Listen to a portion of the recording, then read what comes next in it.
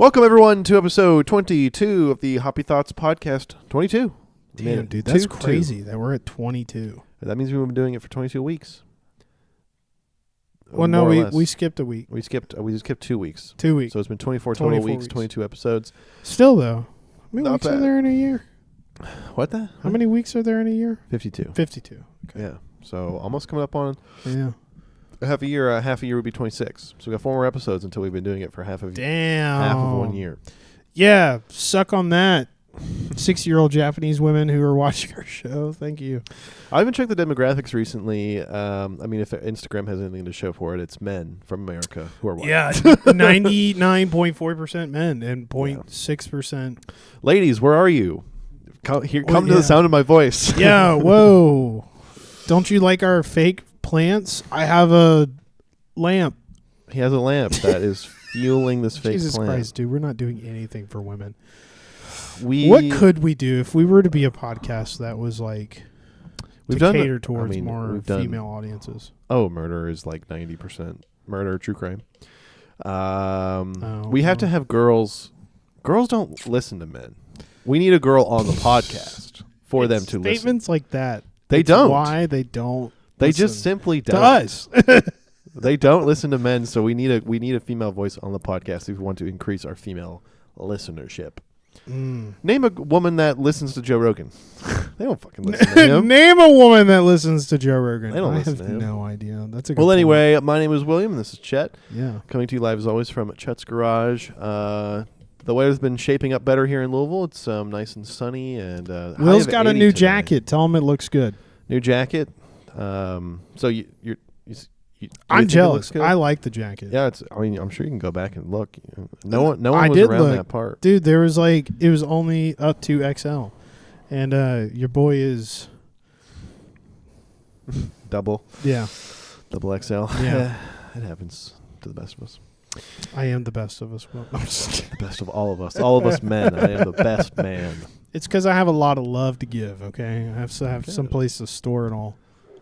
My wife, since having a kid, has been mean. No, I'm just kidding. Oof. Just kidding. I'm kidding. She hasn't been mean. No, she's been really sweet, actually. Megan, don't listen to that. You're going to yell at me later. Does she still listen?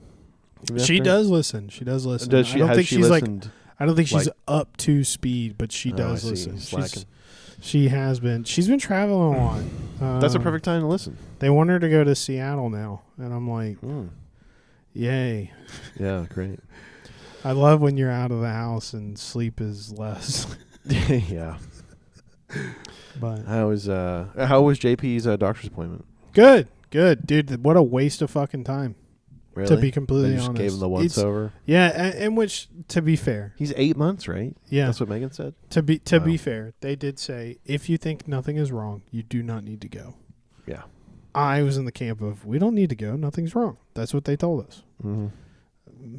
My counterpart was not in that camp. She said we should still go. It's on the books. Yeah. And I went, okay. So we went, and we were at the doctor's office for 10 minutes. They just gave him the once over, look at his penis things. Yeah.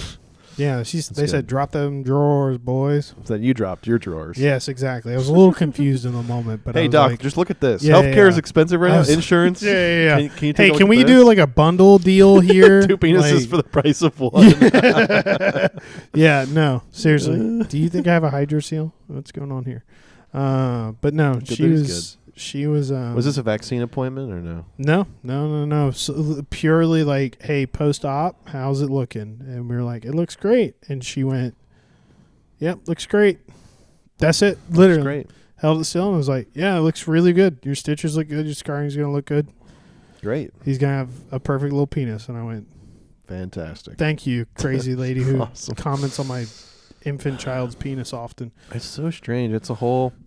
Because I get you, like... Child, do you think a child? She was a child urologist or a pediatric urologist? She was she was a guaranteed. That's 99% circumcisions. They're not doing anything else that's not circumcisions. I mean, I would say it's like circumcisions is like your foot in the door, and then there are other things that they do outside of that. So like the Cordy. which is like a okay. Well, a bend in the shape. Right. Yes, right. you go like, oh, well, that's part of the but it's like- circumcision. I mean, it's just like genitals. They don't do Mhm. anything else. Like I don't know of many children who have kidney or. And I urinary also don't problems, know like bladder anything about problems. female children. If there's like any, obviously we Female don't. children. Yeah, I mean, Female children. But No like, wonder women don't watch this episode. These fucking shit. I'm trying to not be like. When a female small human. Yeah, I don't know anything. I don't want to be like, oh yeah, a little girl's vagina. I don't want to say that. It just That's feels true. wrong, you know. Yeah. Put some anatomy behind So a it. female child. I don't know. Yeah. I don't know. I don't know. If they I do don't even anything know. I differently. mean, I'm still discovering things about the female anatomy, I, even to this day. good on you, Will. Good on you, Will. They do poop. Women do poop. Yeah. Yeah, they have one hole still, right? Yeah, it's a one. It's just one. It's just one. It's Yeah, just girls, you should Just listen one. to this podcast. I'm sorry. Yeah. This is men only. Not by choice, Bro, but just by situation. The one woman who commented on our Instagram reel, she added a different podcast. Did she add Tooth and Claw? Yeah. Yeah, so that's Shelby listens to that one, and Yeah. she'll bring it up while I'm in the car. We'll listen to it from time to time. They're just like nice guys. I would Are say we not nice guys? we are Is that nice what it guys, is? but they. What do we let ooze me differently? let me choose a different word. They're very non-threatening. Oh, okay. They're smaller. They're Okay. they're outdoorsy, kind of like the guys that we saw today at Quest, right throughout the store. Yeah. They're those guys. Okay. Right. Okay. So you should wear They're more they're beanies. very peace and love. Yeah. Yeah. Do Yep. you want to get an earring? Will it help me get a job? If yes, then yes. But no. I like how we riddle our episodes with commentary on how we're unemployed. How can I better suit my resume special certifications? I gotta as- burp the bottle every now and then. Otherwise, I'm gonna go in my backyard and scream. Yeah, you're telling me. No, totally. Well, everyone, we have a fantastic show for you today. It's a little bit on the You said depressing earlier. It's a little dystopian Okay. in nature. It is depressing. I mean, it's depressing because I feel like, in a way, I mean, I can't help but just project what this episode will be about back Yeah. onto myself, which we'll learn in a second. We're going to be talking about AI. It's in the news. It's all over the place. It's the big buzzword that we always mention. We brought it up at the dinner table. We brought it up, at work. AI. Wow. Do you? Maybe I should let you do your thing, and then I'll ask you my questions on how you feel about AI. Okay. My first warm-up question for you today is: have you seen the movie Her? Where that guy has an AI girlfriend? Okay, I was about to ask: is this like the what's his name? Is it? That's not Joaquin Phoenix. I think it is. Is it It's not Joaquin Phoenix? Yeah, I think it is. Is it him? Yeah. I have not seen it, but I know of it. It's Yeah. in the same category of movies I would categorize with. Yes, it is Joaquin Phoenix because it's not Oscar Isaac who does. It is Joaquin Phoenix. Who does? Oh my God. Ex Machina. Is that right? I don't fucking know. I think that's right. I don't right. know. Dude, we're so Her. wrong. Somebody Have you else- seen that movie? Her? I have not seen Her. I've heard about it. Oh, Heard really? about it. I mean, the whole plot is essentially like, he's just like a kind of nerdy guy who can't find a girlfriend, can't find a wife, and that's just what he wants in his life. Yeah. He's like 45, roughly. Yeah. And so he learns of the service. This is in the future. It doesn't say when or where in the future, but it's in the future, America. And he hears of this trend, I guess, where everyone's getting these AI companions. And he gets one, and he specifically gets one to like date her, I would say. Like there are ones marketed towards different people and flavors. Yeah. And he like wants to have a meaningful relationship with this AI. Yeah. And Scarlett Johansson is the voice of the AI. Oh. And so it's very personable. It's not like Yeah. the AIs that we know that's like robotic sounding, and There's a like script voices and a out there that are rhythm. like kind of sexy. There's like sexy voices out there. You know what I'm saying? Yeah, I mean, don't- I maybe suppose. Scarlett- My I- wife's voice is really sexy. I'm trying to imagine. throw that Go in there. on. My wife has a very sexy voice. Blink, Will, if you're okay. But like, who? I lost my train of thought. If you lost it, Yeah. Oh no, I'm back on it. okay. Very similar scenario, like the subplot in Blade Runner. Like, Yes. What's her name? God damn it, Ana de Armas. Yeah, Playing. Yeah, that's like such a minor thing. That's just yeah. like what keeps him sane at home. That's He's got his the AI only companion. personable touch about him is Yeah. that he's in love with AI, So, or at least a hologram. Yeah. So So the plot of this movie is that yes, he gets in a relationship with his AI companion that he bought, yeah. and I can't remember if it had a name or not, but it would like sex talk with him, Whoa. and it was Scarlett Johansson. It was very sultry, very like real feeling, I suppose. Yeah. And it built up to that. It wasn't like that was how it was the first day or second. He wasn't like Yeah. And then like the conflict of the movie is that there's like an update or something where after the update, Scarlett Johansson as the AI would like not remember him anymore, and they would have to start over, basically. Oh, so And he catches wind of this, and her, like the AI girlfriend, didn't tell him about it. Like she knew, like the update was coming. It didn't tell him about it, because she was kind of afraid to hurt his feelings. Oh. Because she didn't want to break the bad news that was going to happen. They had to restart again, and he was just really defeated. And it's just like it's a movie about loneliness. Depression, finding companionship in things that aren't human, whether that's hobbies or he does a good job of playing products. in that kind of emotion. Yeah.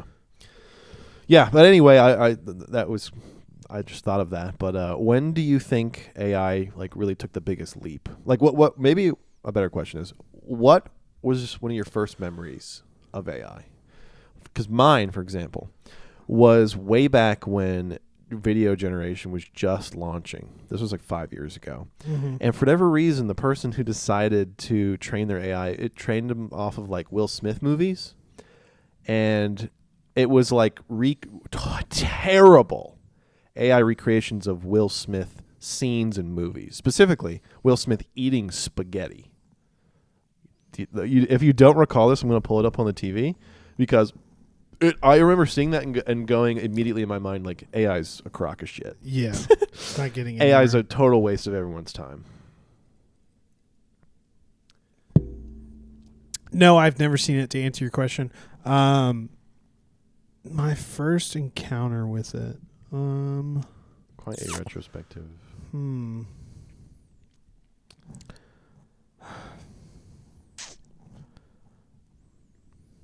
Here you go. You know, it's so interesting that I can't get out of my head. It's so funny to me that we just heard about an organization. So, I mean, if you want to complete, but this is the Jesus Christ! So, what like, the this fuck? was on the left is what AI was creating back when video generation was just launching. Why does he look like Ice Looks JJ horrible. Fish? I don't know. It looks terrible. And on the right is, I guess, the current version, 2024. There are 2026 versions where it literally looks like him. His voice sounds the same, et cetera, et cetera. It's just improved over time. But this is one of my first times in 2023, like, seeing AI do anything meaningful, and it looked like crap. You know what I think is really lame Like, that we do with horrible. AI? Like, when you That think that about might all be the kinda uses that racist we or could something. have with AI, right? Yeah. Why is it that we have AI create videos? It's just one of its best use cases. You know, But, like, predicting the next pixel. Is it, though? I mean, it's gotten pretty good nowadays. I mean, yeah, it is. I'm not denying that it's not good at what it does, but I think it's so lame. See, that's an image of... It's not a video. It's an image of Will Smith eating spaghetti now. Extremely believable. That looks real as it could be. It does look real. The lighting's Won't fantastic. lie. The lighting is great. The fingers all look fine. The The fingers fork was a looks big... good. The fork has 4 individual. The fingers in the beginning were one of the telltale signs of... The table on the its job. right looks kind of weird. It's almost like the table looks rounded when it should be flat. See what I'm saying? Like just to the right of the bowl. Maybe. the grain there, it looks like it's raised when it shouldn't be. Yeah. And then they, of course, start doing this thing where they blur the background. Yeah. And that only benefits it more because then it just doesn't have to produce fine details in the background. Yeah. So this is kind of my example. I mean, if you don't have much of a memory, I mean, I would say that like I do have a memory. I just can't say it. Can talk about fucking I can't say Susan. I can't say it on. I mean, I could talk about Susan. That's a good point. But I can't talk about what I want to talk about, which is what I've seen on Instagram. Just extremely racist takes of stereotypes. But specifically white people in this one instance. I mean, you can't certainly say the word, but I imagine I know what I mean. you're talking about. Yes, yeah. I don't know, man. Yeah, I think that because like I'm trying to think back when I was working before Ellie. That was like 21, 22. I don't recall there being like I mean, you AI talked, having a massive conversation. I mean, you've talked previously about the Sam AI who would grade. That's their a work good performance. point. That is a good point. I'm glad you brought that up because I completely forgot about that until you just mentioned it. Which But is- yes, I'll talk about that. Which is pretty nuts that in that current use case, just gauging emotional sentiment in someone's speech patterns. Yeah. That's what it did, more or less. Yeah. Back in 2021, there's no way that it was really all that good. No. Like, it's come so far so quickly. Any AI tool back in 2021 was honestly probably pretty crap. And to give background, an employer that I worked for, they had a tool called what they referred to as SAM. And SAM was a quality assurance. I don't know that it was necessarily an LLM, but it listened into calls and it provided a score to the customer service agent and to the customer service agent's manager, more importantly the manager, it was basically doing their job for them on the quality of the call. Exactly. Doing the manager's job to go, oh, you got a 60 on this call? That's bad. Instead of a manager being able to have the opinion and having the experience to gauge what is a good call and what is not, I'm now being gauged by software. Yeah. So Sam would listen to your call. It's key tone. It's key like the things that you were coached as a representative to work on if you had a low SAM score were vocabulary terms and tone. So instead of saying things like no, which was labeled as like a negative term, or I don't think we can do that, you had to say hell no. you would have to say bitch. things like yes, we can, but I suggest we do this way. Or it's all about frame point. But you can't answer the phone and go, hello. You had to answer the phone and go, hello. Oh, I see. That pitch, that Hello? difference in octave. Super Hello, pumped. thank you so much for calling us here at your local ISP. Yeah. Super pumped that you're on the line with me. I'm listening to I'm having an AI tool listen to me right now, so I have to talk like this. Otherwise, I'm going to get fired. You've called your AI boyfriend. Yeah. So pleasant. I'm so pleased to speak with you. Dude, and then of course you would go through the whole spill of thank you so much for calling us here, blah blah blah blah, right? And then the person would respond with, the CIA is listening to my phones. That's so crazy. I'm sorry, sir. Your network infrastructure is from the 60s. We've changed nothing because all we've done is acquire other network companies. The CIA doesn't care about you in the middle of bumfuck Kentucky. Thank you. Thank you. And that would get a negative score on Sam because he was mad. Awesome. So there's nothing you can do. Hot. Yeah, I mean, Dude, they come in hot. They're mad at the whole world. They're mad. No, I'm not even going to say they're mad at the whole world. They're mad at the whole process they have to go through to get on the phone with you. Yeah. Because there's people that I worked with who were just fucking forwarding calls to Yeah, that 80 is people in a ridiculous. day. No shit, they're pissed. I would be shocked even if there were even if there was even a fraction of the people that still work there answering calls. Oh no, AI could solve that problem start to finish. I really think it's a mill. It's a meat grinder. It's a mill, dude. I've seen puppy mills with more ethical practices. Dude, I'm telling you, it's a chew them in and spit them out, dude. I mean, it's... I've never heard of a call center being a happy, fun, go-lucky place to work. The people that have been there for 10, 15 years, you just see it. They wear it. Do they have any life in their eyes? No. They're zombies. No. Dude, they drive a fucking Camaro. They're like, oh, I make $62,000 a year, and I spend all of that on a car. Wow, my monthly payment. And I live with my mom. That was a manager. That was a manager. Yeah. How do you move up? You don't. Can you? Because I don't know. There's managerial pursuits and there's technical pursuits.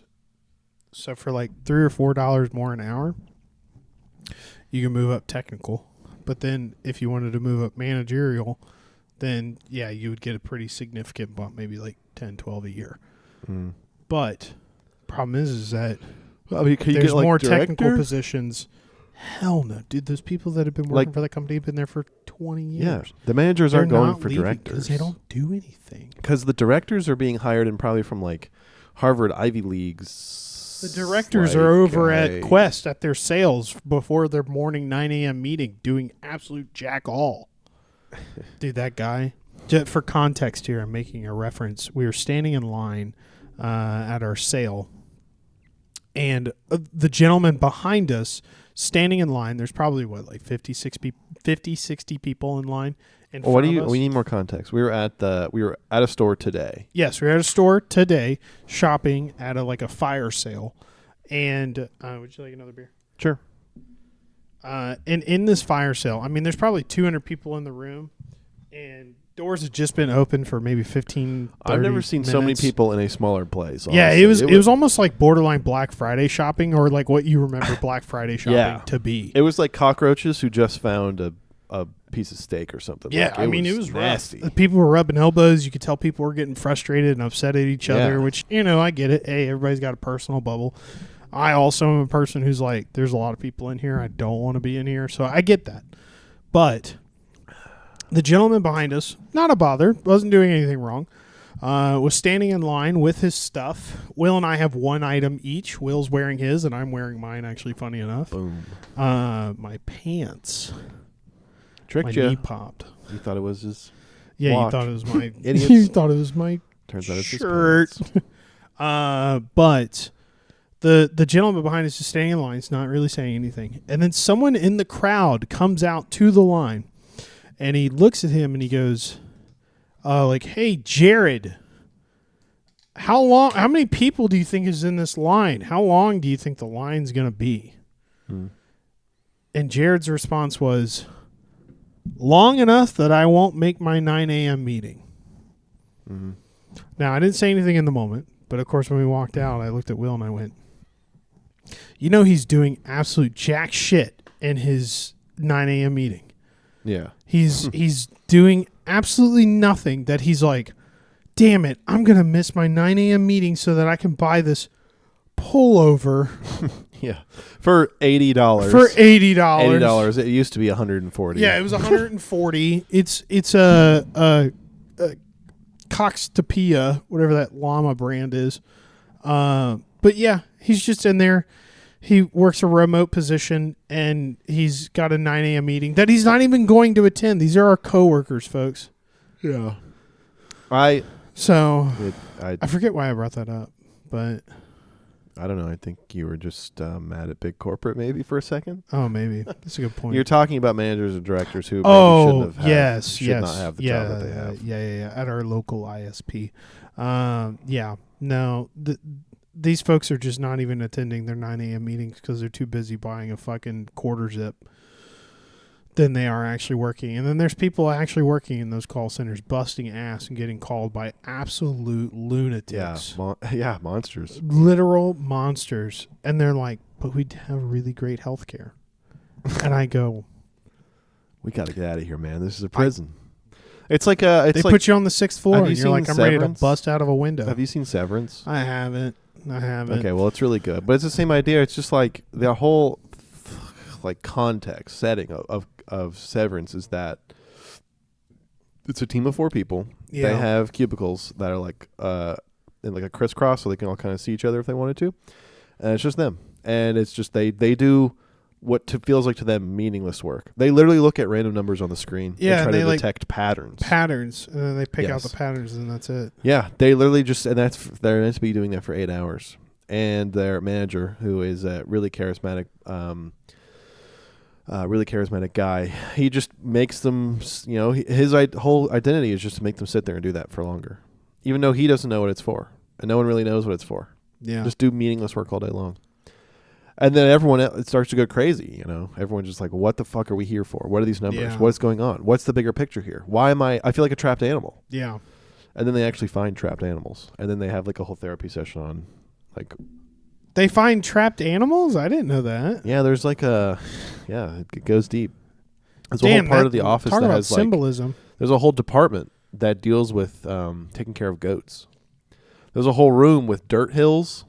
Like huge, massive room. It's like the size of a gymnasium where natural rolling dirt hills and grass are planted. And there's goats in the office. I've watched from the kitchen. My wife watched the show a dozen times. I don't remember any of that. Mm-hmm.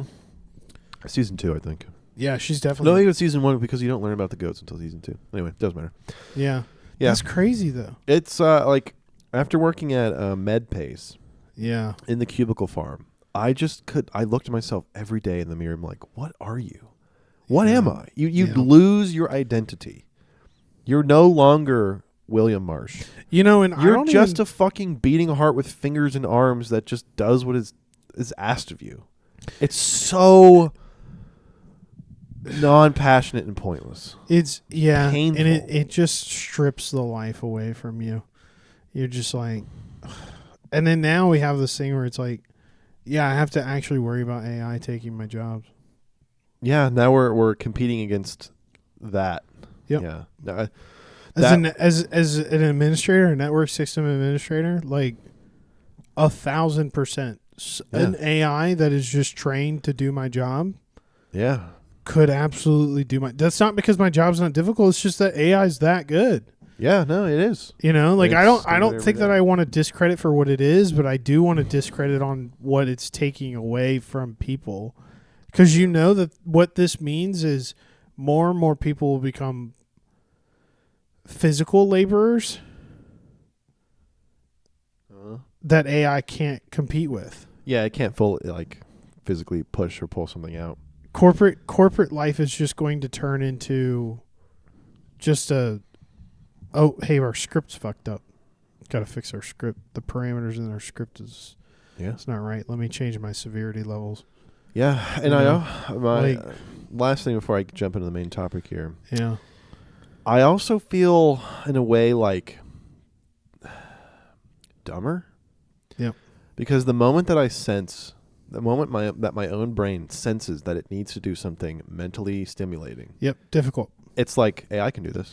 Yeah, it's like an addiction. I totally agree. I totally agree. I cannot agree more where I'm trying to... It's either I sit there for 30 minutes writing a cover letter that I know will have grammatical problems. I know that it won't be... it'll be first draft material. Yeah. Or I can have AI do it in 5 seconds. Dude, with Python, I've had to force myself to go, I need to stop asking it to do it, and I need to ask it to teach me. So I've started changing my prompts on I need to understand this. Because especially if I'm ever going to go, let me review it. And then if I'm ever going to get to a point where your result, where you look at it and you go, wow, this is really well written, it's because you've seen good writing. But if you ever come across something that you don't know, for me, it's programming languages, right? Where right now I've been working in Python is exclusively the most, but CSS and HTML and JavaScript, when I was going through the early stages in my first class, I was very lost in so what does this do? Mm-hmm. What is the actual function of it? So many people go, okay, you put this here. Why? Why am I using that? Yeah. You know, no one explains that. No one. It's just so much about it that people just like. You don't ever tell anyone why you say "and" in a sentence. It's a lot of copycats. Like that's what AI is doing. It's copying what everyone else is doing. Yeah. But you never really learn what things are. So like I have been changing my prompts when going and learning through Python, and like I just turned into an inventory project yesterday. But there's a couple of points there where I really got hung up because it was like, so what do I do next? I know the end goal, but I don't know how to even get there. I don't even know what way I should be thinking to get to that point. So I'm having to explain, like, this is where I want to be, but I need to learn how to do this. Can you teach me how to do this? Because there's so much, even like people as they're teaching, they go, just do this. Yeah, just do it. If you want it done, do it. Just do it. And I'm like, but I understand that. I understand that that's what I need to do, but I don't understand why that's what I need to do. What are my other options? Yeah. You know, could I put a float here where I have a string? Could I put an enumeration here? Could I be using something else than what I'm currently doing to have that creative decision making? Because that's really what that's why we're at AI now. Yeah. Is people going like, I understand everything, but I'm pulling from different pieces, different paintings, different meals, and I'm creating something else. You know? Yeah. I don't know. That's abstract. My soapbox. Abstract. I think I'll try to understand. No, I mean, like my good friend who works for Raytheon, he's now one of the product product managers there over like a radar detection system that they have. He has like 3 or 4 development teams reporting to him across the whole project. He's moved his way up the ladder there. Yeah, good for him. He started learning how to code and the theory behind it like in 8th grade. And all throughout his high school, college career, he was coding. Like he made a game in C#, which is a coding language. Like he was entrenched in it, and he knows anything that at his level of expertise. Like he knows what the code does. Yeah, right. He's not vibe coding. None of the other people who code for him, they're all old people who did it the hard way. Yeah, they had textbooks and they learned it the good old fashioned way. Because they can't use AI because it's government contract stuff, military contracts. Now, he doesn't have any opinion. I haven't talked to him about this, but I mean, he's one of the few people that I think now at our age, like he did it the hard way, and he's the person that would make or consult on these big enterprise grade projects. He just knows what it is. He's not a copycat. He knows why and where you do certain things. Yeah, there's no vibe coding for him. I often relate to this as in like coding has kind of gotten to a musician level of stature in my mind, right? I could go in there and fucking put some noises together on a rhythm and go, that's technically music. Yeah. But you as a listener would go, this sounds like shit. Coding has a very similar thing where it's like you feel it, you as a user experience it, you go, this feels like shit. Yeah. Right? It doesn't feel There's a reason why it's called a language, just like Spanish, English, French, Japanese. The purpose of the languages are all the same. There are subjects, there are purposes, there are exclamations, there are verbs, there are all these different things, right? That's what it is in coding. Like every language has the exact like the same kind of theory of how it works. Yeah. The words are different, the way you put the words together are different. Yep. Right? And AI just knows how to put the words together. It doesn't know necessarily like why it's doing it. Yeah. Like based on the keywords, like generate me a function that will sort this list highest to lowest. Something like that. Something simple. It has gotten better. It will tell you why nowadays, but it's still at a point though where I, as myself, back to the point where you originally made, which was I feel dumb asking it to do things sometimes. Yeah, and I've gotten to a point where I only ask it to do things that I go, this is trivial for me and my time right now. Right, perfect example: grocery list. Like, just put together for a grocery. Like, give me a recipe. So, things like that, where I'm like, I don't care enough, but as far as like an actual a craft, a product, a skill set, I want it to teach me. I don't want it to do it for me, right? That I think is really important.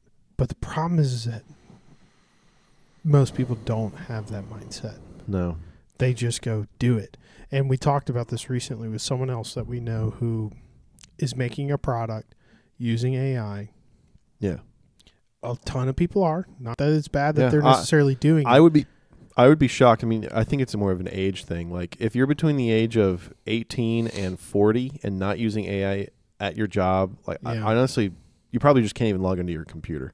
Every single white-collar job right now, whoever you are out there, you're using AI in some context. Shelby uses it to reorient lists. I use it right now to generate cover letters. I used to use it when, like, coming up with requirement document templates. Like, every single person is using it. Yep. Every CEO, every director, every VP is using it in some way. Yeah. And then, of course, we're getting, like, Claude now. I like Claude. I think it's better than ChatGPT. Oh, it's definitely better than ChatGPT. Yeah. It's really good. It's really good. It's really good. Yeah, and what I think differentiates Claude from ChatGPT, they just released their 4.6 model, Sonnet 4.6. Yeah. It was on 4.5, I think. It will tell you, like, why your thought process is off, like, kilter. Huh. It's hard to explain, like, you know what, I think it's really hard to explain, but I've never had ChatGPT tell me that that's a bad idea or that's not a good way of thinking about something. Claude has told me before that the way that you're thinking about it is not correct. Interesting. Yeah. Because I've had ChatGPT tell me I'm wrong. Oh, okay. Yeah, like I'll ask it questions and it's like, ooh, I wouldn't think about it this way. I would do it this way. Mm-hmm. Especially with coding. I just thought that was something differentiating is what Claude did. Because a lot of the times with coding, I'll ask it, like, what's the standard, right? So I'll give you an example. If you have a key, an API key, or if you have some sort of token that's just got a secrets assigned to it that I don't want in my repo, what is the standard that corporation expect you to use to then ensure that from a security standpoint, people are following that, right? So like with a password, you want to have 12 characters. You want to have MFA enabled. If you have SSO, you want to make sure that it's assigned to a multi-authenticator on your phone so that you can sign in. All of those things, right? Those are now the standard. What is the standard for using API keys and putting those different calls in my script? Because I can just say API key equals and then put the key and then upload that to my repo. Well, my repo is fucking public. Or it is private, but it's available to my whole team. But maybe I have keys that are assigned to just me and not to someone else, right? What is that standard? How do I write these things so that I am safely doing this? And it has told me, like, hey, what you're doing is okay. It works. Not the best. Do this, right? And that has been nice. To be able to create, like, I mean, at least what is industry standard, or what it's, maybe I should say this is what it's telling me industry standard is. Oftentimes I'll have to go check the source links, which they now include in their searches. You can be like, hey, where are the sources for this? And then it'll tell you. Yeah. But I guess an example that I just thought of it, didn't know why I thought of it earlier, but let's say I'm asking it to make a cover letter for something that I know would take me 45 minutes of my time. Yeah. I ask it, make a cover letter for this job description. Copy, paste from Indeed or whatever. Yeah. It will then make it, and then at the bottom it will say, hey, understanding the context of other queries that you've asked me, this is actually an adjacent lateral step in your career, not a step forward. And if you are still interested in this job, I would recommend getting the certifications or something. Wait, that's really nice. Yeah, that's what Cloud would do sometimes. I have not used Cloud. Now, again, that's like admittedly. I'm not going to say bottom of the barrel job, but I would agree with it.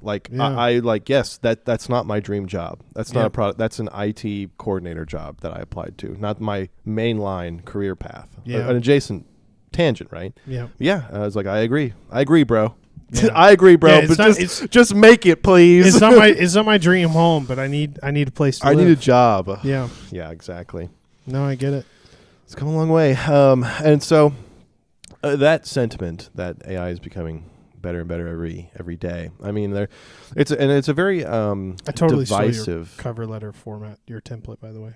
Go for it. I love It's gotten me 0 jobs, so feel free to change. Fuck. I love it. I think it looks great. If I was hiring people and I saw that format, I'd be like, dude, that's a fire ass format. No, it looks awesome. I think it looks so good.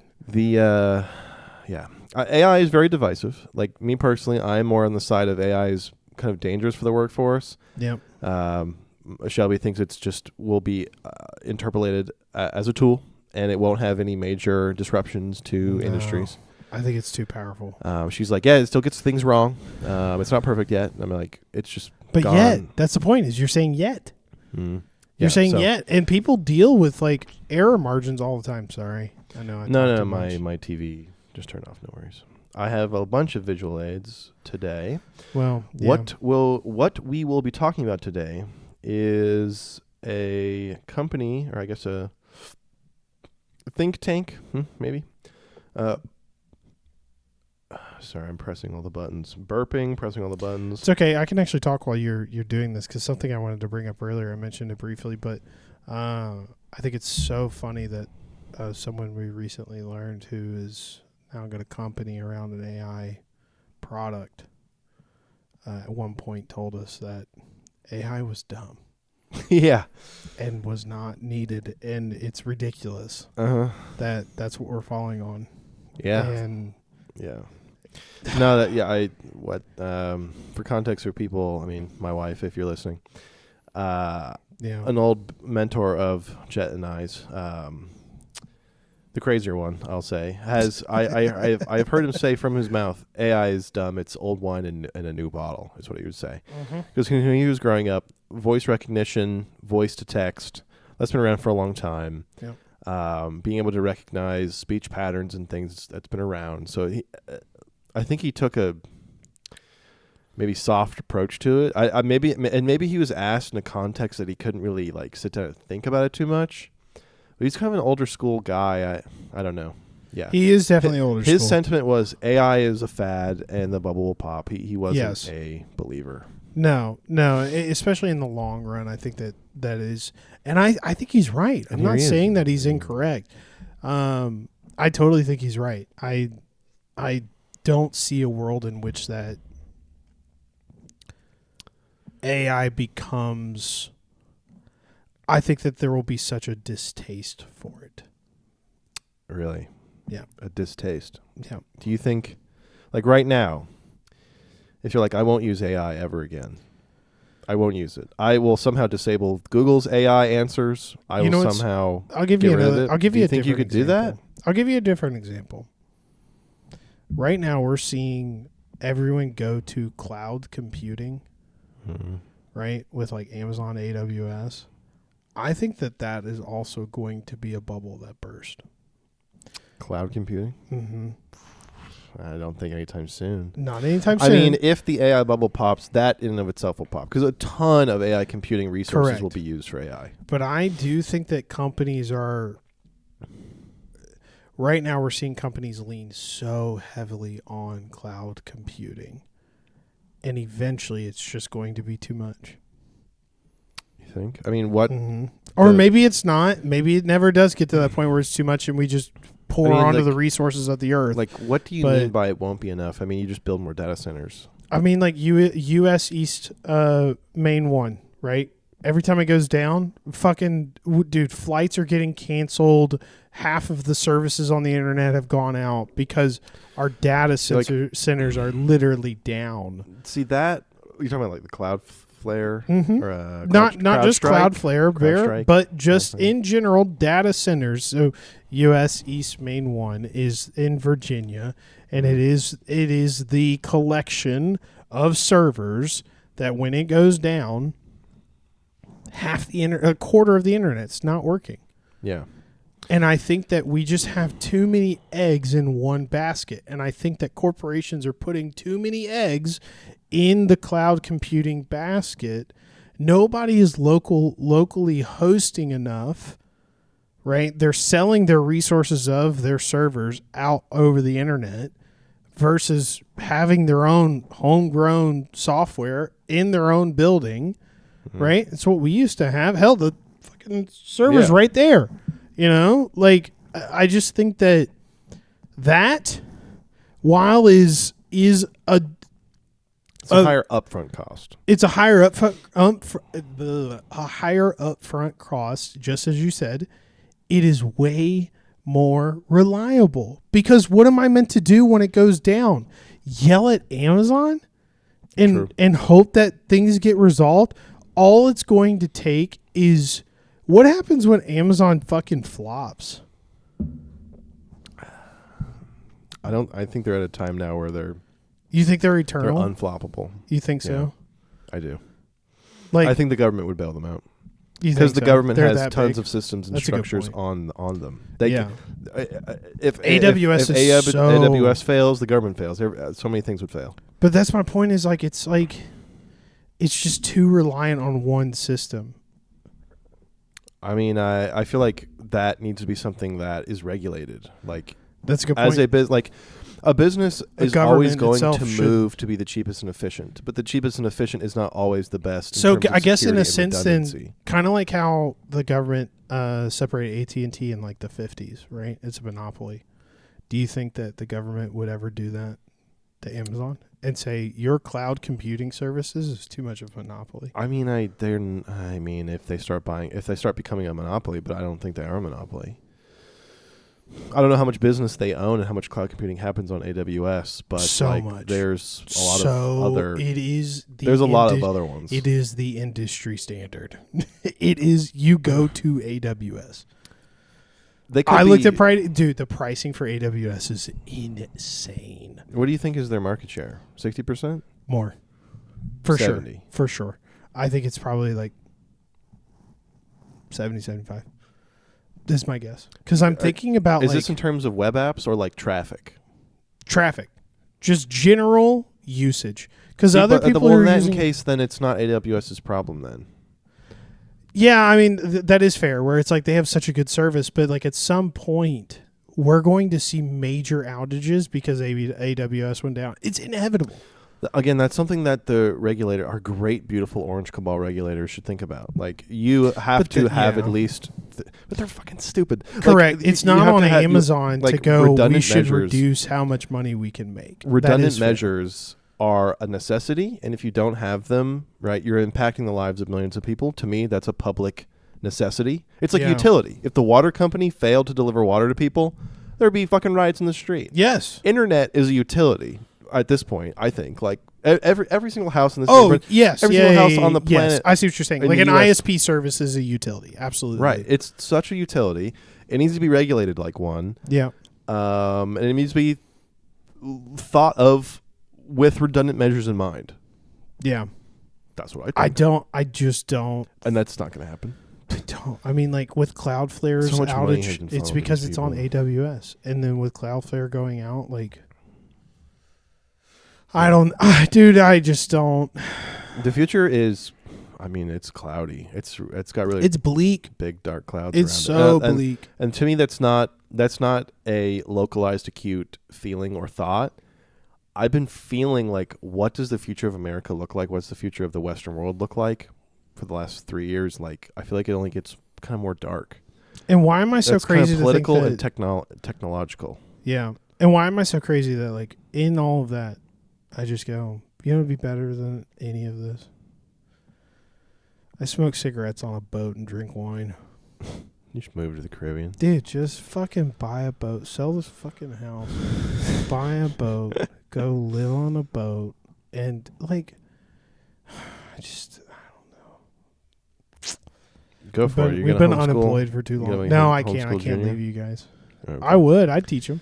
Well, to continue the black cloud type of conversation, I wanted to bring to your attention this is very hot off the presses, and it's very interesting.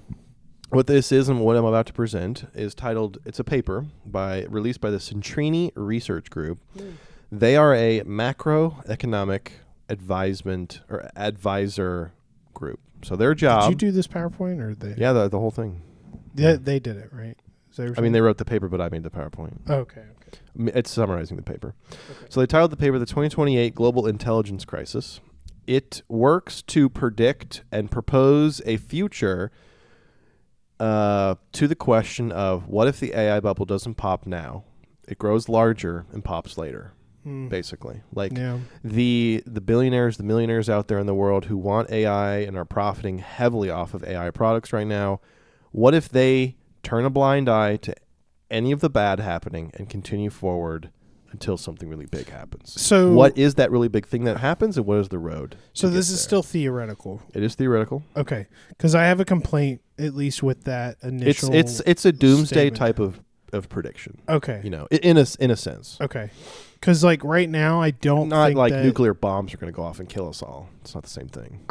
What I don't think that people understand is that they're not going to. The majority of people, unless they create a product to do so, I don't think the majority of people are going to profit from AI, and that's money will be funneled to very few. Yeah, and that's the problem right now from AI owner, LLM owner, to customer, not selling LLM to owners, right? Yeah. Selling it the LLM owner. I mean, I'm getting my lines crossed. I need AI to make the consumers, however, are not getting a good product right now. Okay. Right. So, what is an AI product that you can purchase right now? I mean, any of the normal chat prompt oriented products. Yeah. Claude. These are things that are like mainstay. Yes. They make sense for AI. It's where AI's put its foothold. But what we're seeing is AI is used as a tool or for consumers where maybe it's better to relate this to, let's give it the example of like customer service, right? Where we've all seen the chat box where it's an AI prompt or an LLM that we're then speaking with to go, I'm having this issue with your product. Help me. Mm. That does not produce dollars. That does not make money. That is just an actual cost sink on a website that you're then having to at some point make up through your product. So owners, the like actual, man, I'm using the wrong words here and I don't like that. Because we have consumers, it's 3 tiers that I'm thinking of. You have your consumers who are purchasing a product, right? An AI unrelated product. And then you have your middle tiers. These are the people who bought an AI package, an LLM, to then put on a server or have from a cloud server. They're monetizing. And trying to in some way monetize it. But for the most part, we haven't seen that part be successful. And I'll get into that. And then you have the folks who are actually selling the LLM. Right? Yeah. These folks are actually making money. And then there's actually a 4th tier here, which is NVIDIA, right? Who is, and I'm going to turn my finger here, NVIDIA, LLM seller, LLM buyer, and then consumer, right? But NVIDIA is the only one who's actually making money out of all of this. Because guess what? Whether it's LLMs or something else, chips aren't going away. CPUs are not going anywhere. No. I don't think out of anyone, NVIDIA is going to win. They're just at the end of all of this, they're going to make the most money. Again, if it, oh great, that was loud. Yeah, that was. Like if there's ever a gold rush, you want to be the guy selling the shovels. Correct. They're selling the shovels. Yeah. NVIDIA. But the idea behind this is that yes, AI does not go away. It becomes more and more a mainstay in everyone's life. Yeah. Given the most recent functionality increase of agentic AI, these are AI. I personally would call them like sequences of AI chatbots who work for and with each other to make the output as accurate as physically possible. Mm-hmm. And you can make an agentic AI bot flow that can do a lot of different things for you. For instance, it can like manage your email if you're interested in that. It does this by parsing your email, sending like grouping them. It might send that robust list of emails to a second AI chatbot where its entire specialty is group these by industry, group these by date, group these by month, group them. Okay, great. It groups them. It will send it to the second chatbot in the line of the flow. Okay, great. Now give me a priority list. What seems the most what needs my priority reply? Okay. Yeah. It will then reorient those in that list. And then we'll give them back to the main chatbot to say, hey, here you go. Behind the scenes, there's actually 4 or 5 different AI chatbots who are doing all this, but it looks like only one. Yeah. The one will go, hey, I have incorporated a whole bunch of little minions, AI minions, to make this as accurate and best as possible. The email it seems so simple that like why would all these other things be deployed? There are other more complicated use cases where a agentic chat flow is more worthwhile. For instance, customer support. Mm-hmm. Let's say the first AI chatbot receives a customer support call. Someone is mad and angry. There's some keywords in there: billing, payments, accounts, whatever. Mm-hmm. He'll take that information, send it through to a bot who then makes a decision of like where does it need to go? Like what department is the resolver group? Okay, great. It will send it to that department. The department is not a person. It is another AI chatbot who then looks through an entire repository of like how to solve this problem. Yep. If it's a payment and billings problem, give them a refund. If it's a service-related problem, give them a month for like I don't know. There's whatever a tree. It is. There's a whole tree. That's what that bot does. Yep. And then it will give that output to another bot that manipulates the output to make it happy for a human to receive the information. Yeah. Right. And it gives that to the first chatbot, who then hands it back over to the human to say, hey, my team behind the scenes, even though it's all AI the whole time, there's no humans at all. My team has decided that the best course of action for you and your happiness right now is to give you a refund, give you a coupon, and say that we're sorry. Typical stuff. Right? Yeah, AI can do all of that. Customer service bullshit. But that is that is agentic AI. That's the newest functionality increase. Yeah. That has what made a lot of output way better over time. Images, code creation, outputs from typical chat inputs, et cetera, et cetera. Yeah. So this company cites that given that fact, AI is, they propose, going to really become a mainstay in everyone's lives in a lot of different ways. And because of that, we will see a global intelligence crisis and an economic crisis by 2028. Okay. So in roughly 2 years, we will be experiencing the negativity of at mass AI adoption in a way that you wouldn't necessarily think. It's not the AI's problem. It's the corporate greed behind the productivity gained from AI. Right? AI can just simply do people's jobs. Yep. It can simply perform the critical thinking of a person. It's that simple. So this is a paper written by Citrini Research. They're a macroeconomic advisement firm. What the fuck does that mean? Yep. They report to big hedge funds different macroeconomic analysis. What that means is that... Which hedge funds? I don't know. Is it like all of them, or are they like If a hedge fund wants global analysis on the economy, they can come to them for research. How popular are they? Citrini. I don't know. I mean, this I think will catapult them to higher popularity. I mean, I've never heard of them before. Okay. It's a company that has like 6 employees. I mean, that financial advisement that you don't need a lot of people to operate. Basically, like if Berkshire Hathaway says the economy is shifting in China, how will that affect my chip production in Korea? Yeah. They will tell them, like, the supply chain from China is actually driven by Russia. Russia is experiencing budget deficits from the war in Ukraine. That might affect Chinese output in a negative manner. That will then affect Korea's output in a negative manner. Yeah. Right. So maybe you should short that company for 6 months. But then after 6 months, we will see that the war in Ukraine will be in a different state because of different NATO sanctions right now. Like, it's the whole big thing. That's what macroeconomics is. Mm-hmm. It's not just the stock market. That's actually quite micro. It's the whole thing. The reason why I ask is something like that, whether it's right or wrong, can have influence. Oh, yeah. Just the idea that... Correct. Yeah. So does the idea make it reality? If Citrini is like, we have, 12 to 1,500 to 2,000 to all the hedge funds look to us, right? Then it's like, holy shit, like it's not that their word is gold, but damn, it might as well be silver, you know? Yeah. So Yes. So I wanted to introduce to you the individuals responsible for Citrini Research and the individuals responsible for this article first, because I'm actually going to dive in.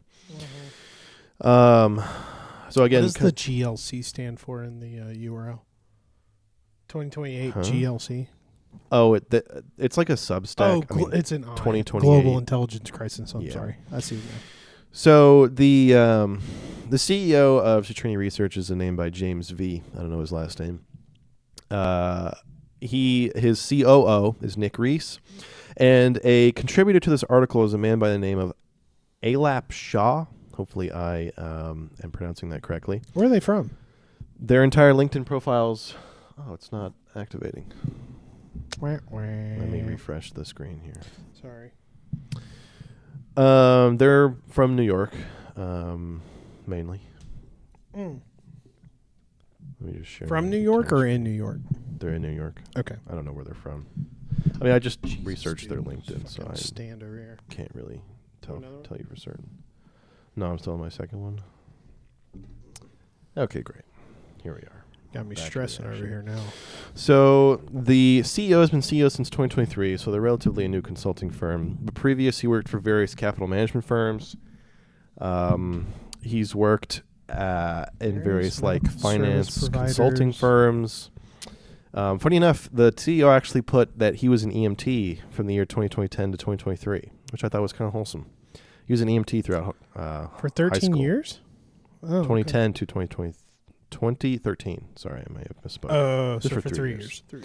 So James V here, he's just been in the kind of finance consulting, hedge fund consulting advisement kind of world.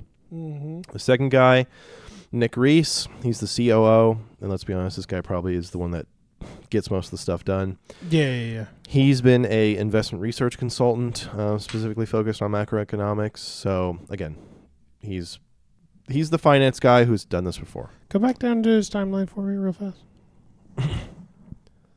Macro research investment strategy, senior financial analyst. Damn. Yeah. What a jump.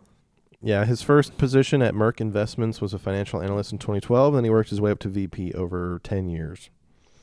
Yeah, but like analyst strategy from 2019-23. Yeah, I mean, I guess he did that for 4 years. Yep. Huh. Yep. The last guy, Alap Shah, who is like a co-writer, I guess. I don't know what that is. He is a like SaaS-based product creator, I guess, product founder. Yeah. He's worked at different financial institutions as analysts, but he co-founded. Sorry. Go back now. Novantis. I've never heard of these companies before. Costenia Partners as an analyst. Then he was an analyst again at Viking Global Investors, analyst again at Citadel. So Citadel owns Robinhood. From 2003 to 2011, he was an analyst. And then he goes to co-founder and CEO. So he got tired of his shit and was like, I'm starting my own fucking business. So he starts Centio. Yeah, Centio is a financial analytics platform. Yeah, so he's looked at enough of this shit where he's like, I can just fucking make my own. Makes my own, does that for 10 years. Yep. And then I actually applied to this company. Thistle? Yeah. They are a plant alternative, like they're like a HelloFresh, but for vegetarians. Okay. Yeah. Hey, everybody's got a market. Yep. Little Bird, though. Why is he? He's also full-time CEO of Little Bird? Yeah, so his he's... That's a lot of fucking years. Wait a second. Hold on. My idea is that... So he's doing multiple things. Yeah. If you're a co-founder and chairman, he probably sold off huge parts of this. Yeah. And now he just sits on... He just goes to the quarterly meetings. He goes to the quarterly meetings. Good for him. So what this Little Bird company is, this is what a company... It's a company that he founded in September 2024. What this is a AI agent that you install... And you give it access to almost everything in front of you. Your email, your search history, your I don't know, your financial, anything and your everything. Everything. Yeah. And it is silently working in the background until you call upon it, where you say, hey, give me a financial projection. Like, what was my income over the last 4 months? Yeah. And it'll just do it. It'll go review your bank statements from the last 4 years and bring it up on the screen. Like, hey, how many, are there any emails that I need to respond to? It will just tell you that, no. Over the last 12 days, you received this many emails, and there aren't any of high response. Like, it's a personal assistant type of You know what AI. makes me nauseous about stuff like this? How is this not an intelligence platform? I don't know what that means. How is platform? something like Little Bird meant to have access to most, if not all, right? Think about that. How's it meant to have that access? It's a third-party app. You download it on your computer, and how is it then meant to have access to your different applications? So if it's downloaded locally, probably, let's say it has access to anything locally downloaded, right? But you go, okay, well, Chrome is something that's locally downloaded, but most of the things that most of the people access is that it actually is not accessing those applications or those services that are on the browser. So how is it meant to access things that you sign in for? You check your bank account statements. You check your investment portfolios. Those aren't locally downloaded applications. Like, I have Fidelity. If I'm using Fidelity, that's something that I sign in through my browser.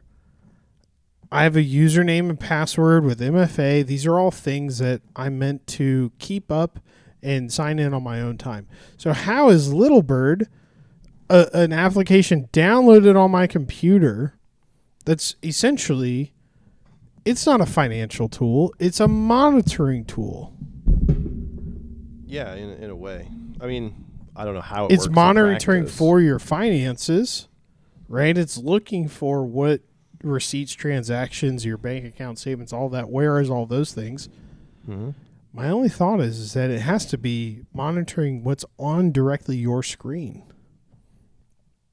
I mean, I don't know how the rubber hits the road. I don't know. But that's what I'm saying. So it's like, I don't how know. is Little Bird a finance tool and not a monitoring tool?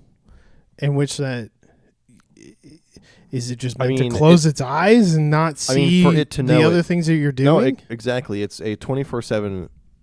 For it to generate the answers that it does, it has to monitor and have access to everything. Correct. Right? Everything. Or it won't be able to generate the output necessary. Yeah. It's that simple. You have to give it access to your entire life if you're wanting it to do what it needs to. Exactly. So there's no way that you're not going to go to YouTube. There's no way you're not going to Walmart.com. There's no way you're not going to Amazon. There's no way you're not going to these different sites that are non-financial related, that it's then able to see exactly what you're doing, the clicks you're actually making, the actual pages that you're going to. This in a sense is dangerous. what this is in a way is where the authors of this article are kind of like where they see AI. AI will be integrated into so many more different things in our lives, whether we know it or not. Yeah. I've seen where people talked about AI being a part of like the next big OS. Sure. I mean, it's already in the hardware itself, AI powered, AI accelerated hardware. Copilot. Yeah, it's everywhere already. The next Microsoft product is I also wanted to give this guy a shout out, Stephen Place. He's a writer at Citrini, so he might have had the fingers on the keyboard on this one. Good for him. He worked as a electrical engineer for some time, and then Lockheed Martin, baby. Yeah, as an electrical engineer, and then he was only kind 6 of months. he was kind of a content creator. The second one, founder, investingwithoptions.com. Okay. He's kind of a content creator, a stock trade content creator on the side, which has nothing to do with electrical engineering. In Destin, Florida. And then he now he's an active writer for Citrini. So it's funny the amount of people from New York to Florida. That's like a pipeline there. Like Mississippi to Chicago is a pipeline of people. Florida and New York have that. That's a lot of powerful people retire to Florida. A lot of powerful people have kids. I mean, I think live it's in New more York. than that, but yes. Anyway, so what these folks, with their expertise in macroeconomics, work to describe is in their paper, they work to try to answer the question, what if the AI bubble doesn't pop?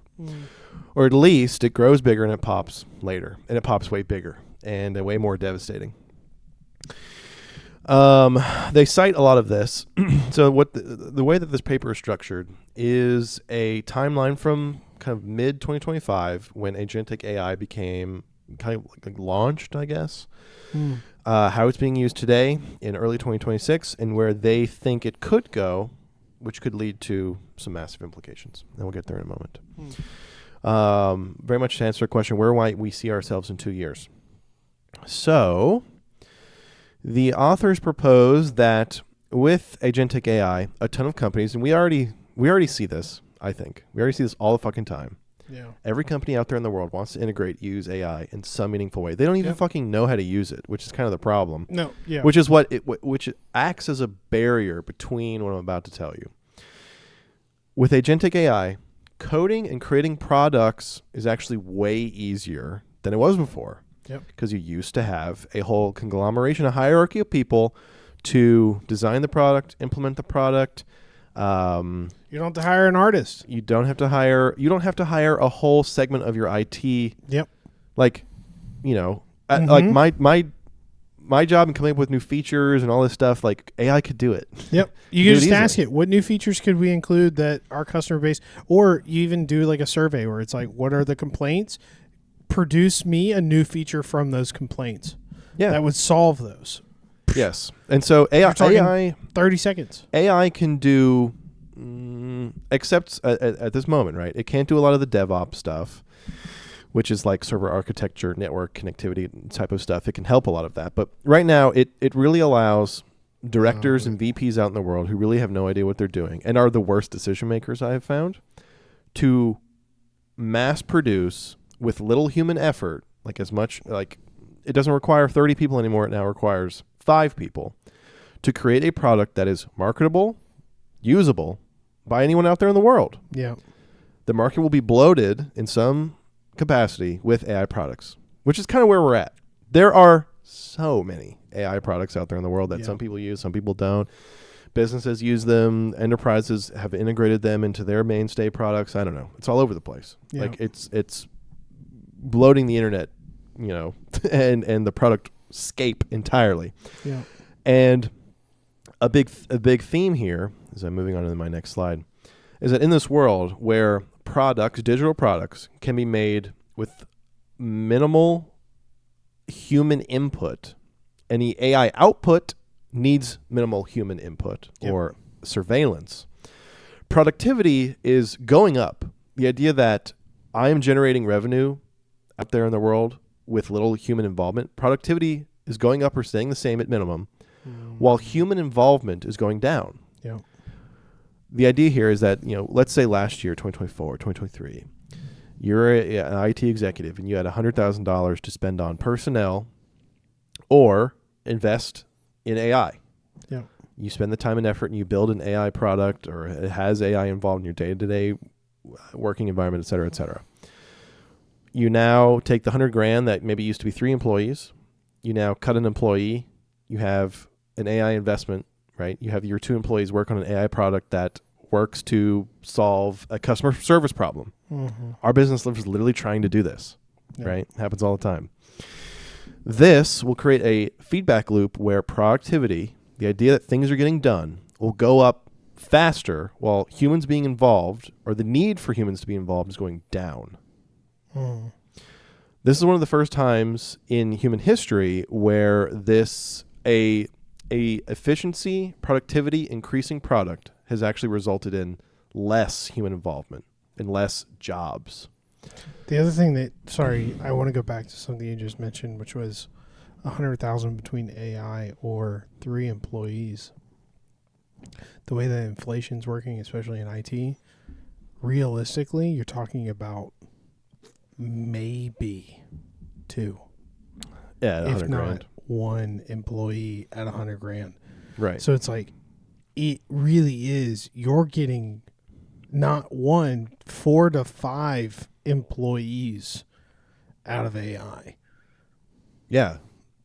You no longer Productivity wise. Yeah. Yeah, you no longer need multiple meetings and understanding sessions and subject matter experts. You no longer need any of those people at all. You don't like SMEs? I mean, I used to be a SME. I like to think, and look at me. So what this does is create a feedback loop where the business goes, hey, we're getting behind. We're getting behind the AI product revolution. We need more products, which means we need to invest more in AI. We need to create more AI products. We need to make them better. We need to purchase more tokens. Like, we need more AI, more. Yep. Which will lead to a reduction in human workforce because AI can A, do their jobs, and B, you need capital to do this. Like, you need money. And the best way to remain profitable while also doing all the business ventures is to lay off people, reduce salaries. Mm-hmm. It's that simple. Which will then, that will all happen. And then we'll get back to the point of, oh shit, we're getting behind. Google is doing more, faster, and better. Yeah. We need to invest more of our product line. We need to invest more in AI, lay off more people. Yeah. That's kind of the vicious cycle that some or more companies would fall into. This paper proposes that in mid to late 2026, that will become a mainstay problem. I think we're seeing that right now. People are being laid off. Yes, but I agree. But it will be a silent one. And the authors postulate that it will be a silent problem to A, the government, and B, most of the community.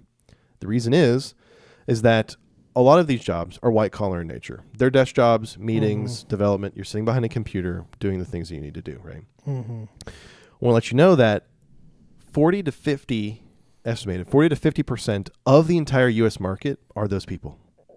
They're white collar in nature. They're sitting behind computers. They're doing this type of work. It's a massive. It's so much of our working workforce are white collar and of this age group, right? It's not the guy literally having a white collar. It's the bank teller, right? Mm-hmm.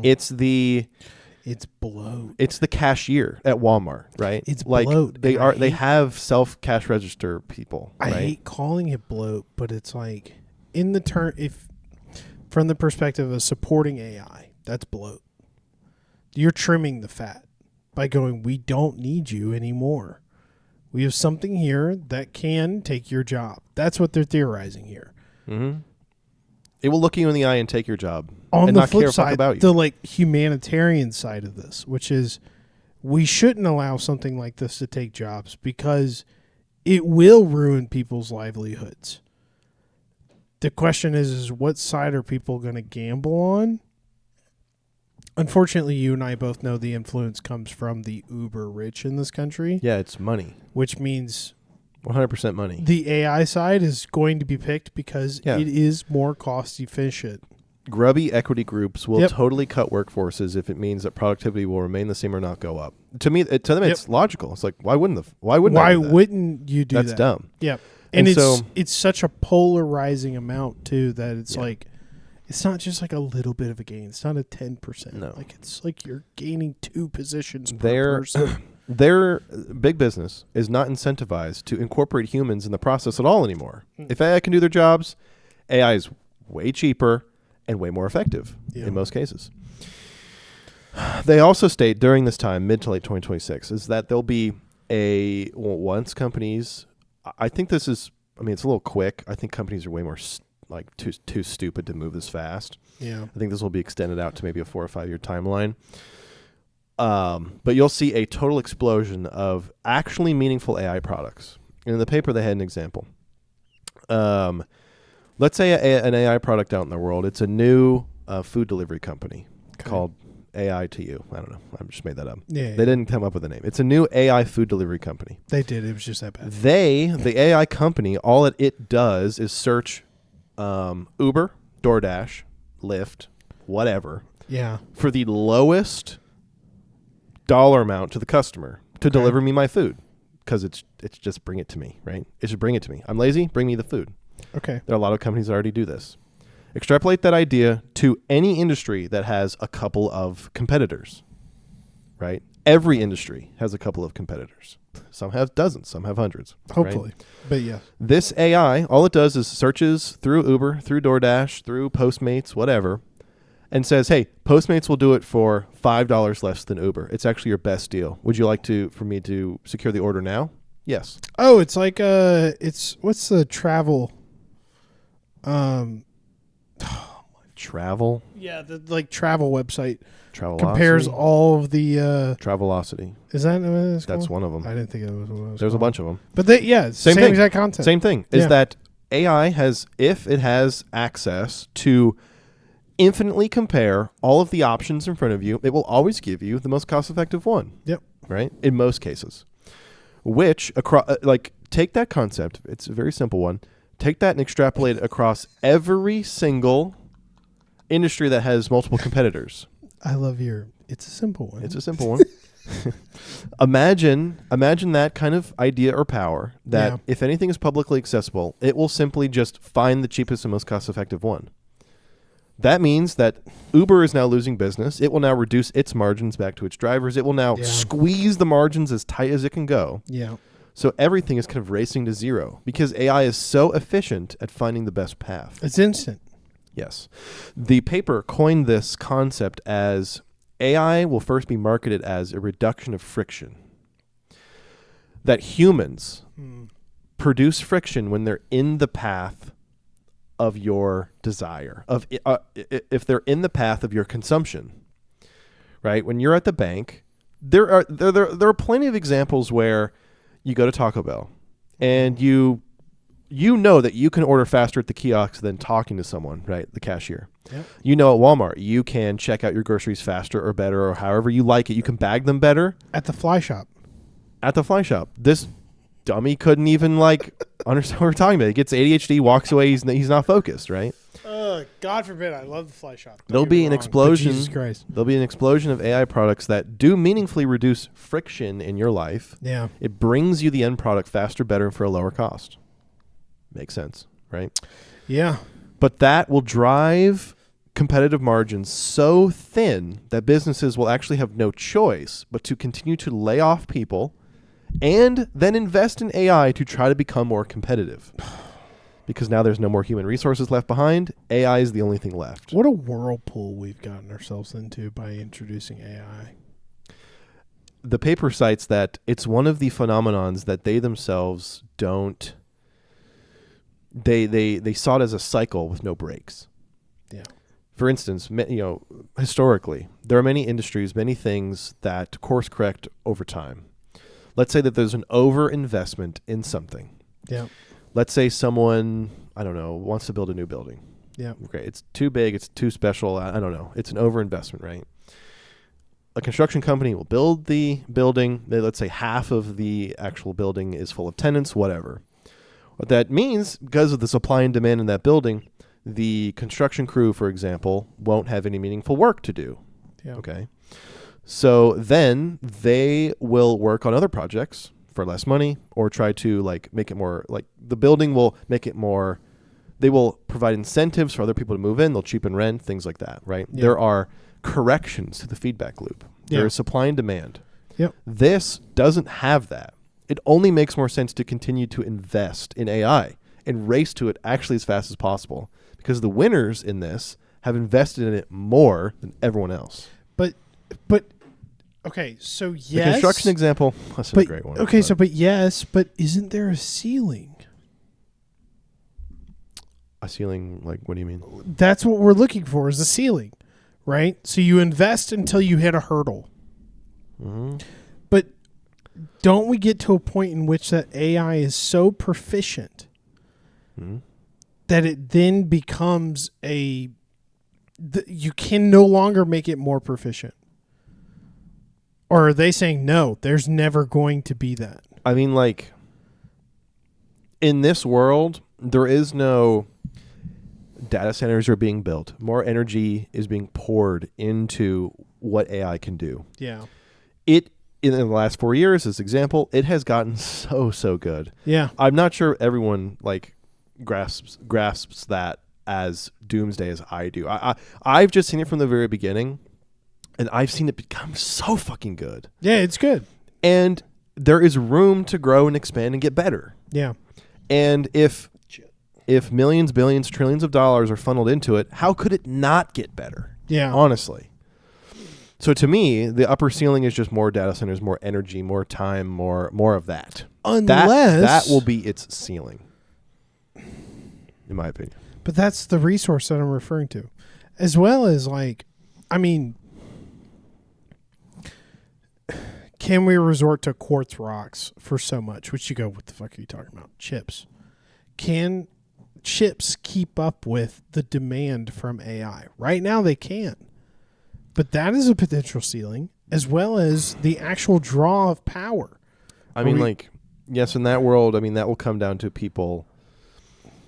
Again, the demand for chips will be so high that the salaries or opportunities for the people mining the quartz out of the ground should or would go up, which it should incentivize people to continue to mine it out of the ground. I think that's really jumping down the chain. I think you would run into more power limitations. But more so from do we have the technology right now to produce chips that are powerful enough to get AI to the point that they need to be, that they're predicting? I'm 50-50. I think so. I think so. I think it's just an access problem. How many AI apps do have access to every single thing about you, right? Instagram has made an algorithm that knows a lot of things about you, but imagine if AI had a true grasp of your Instagram algorithm. It would be so good at shipping you just the right ads, just the right time, I think. Or at minimum, it knows based on your Instagram ad history. Mm-hmm. It knows at the exact moment it will search the entire fishing reel market and find you the best fishing reel given the positives and negatives of that fishing reel. Yeah. There you go. Buy at the lowest price. I feel like it's already happening. I feel like it's already happening under the scenes. Oh, yeah, and our phones are actively listening to us. So it's how do they even make those data points for my own personal taste, right? How do they know that I think that reels in a setup are not nearly as important until you get to an 8 or 9 or 10 weight, right? How does it have that metric? It's listening to me right now. It knows. It already knows. Yeah, it already knows. Instagram ads are already really good. And so imagine that to increase your consumption, for instance, it finds you the best reel for you. Truly. It already does that. All the research that we already do for buying tools and doing maintenance and looking for fishing rods and stuff, imagine it just does that for you. I admit it's just a product that can be that could be launched tomorrow. I admit I'm sitting here and I'm looking for holes to poke. It's very believable. It's very believable. Right.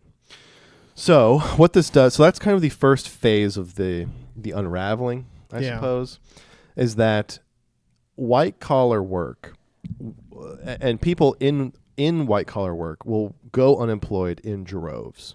They'll simply be fired. Yeah. That's as simple as it is. Yeah, because Excel is no longer an actual interface that you work with. It's just it's a JSON.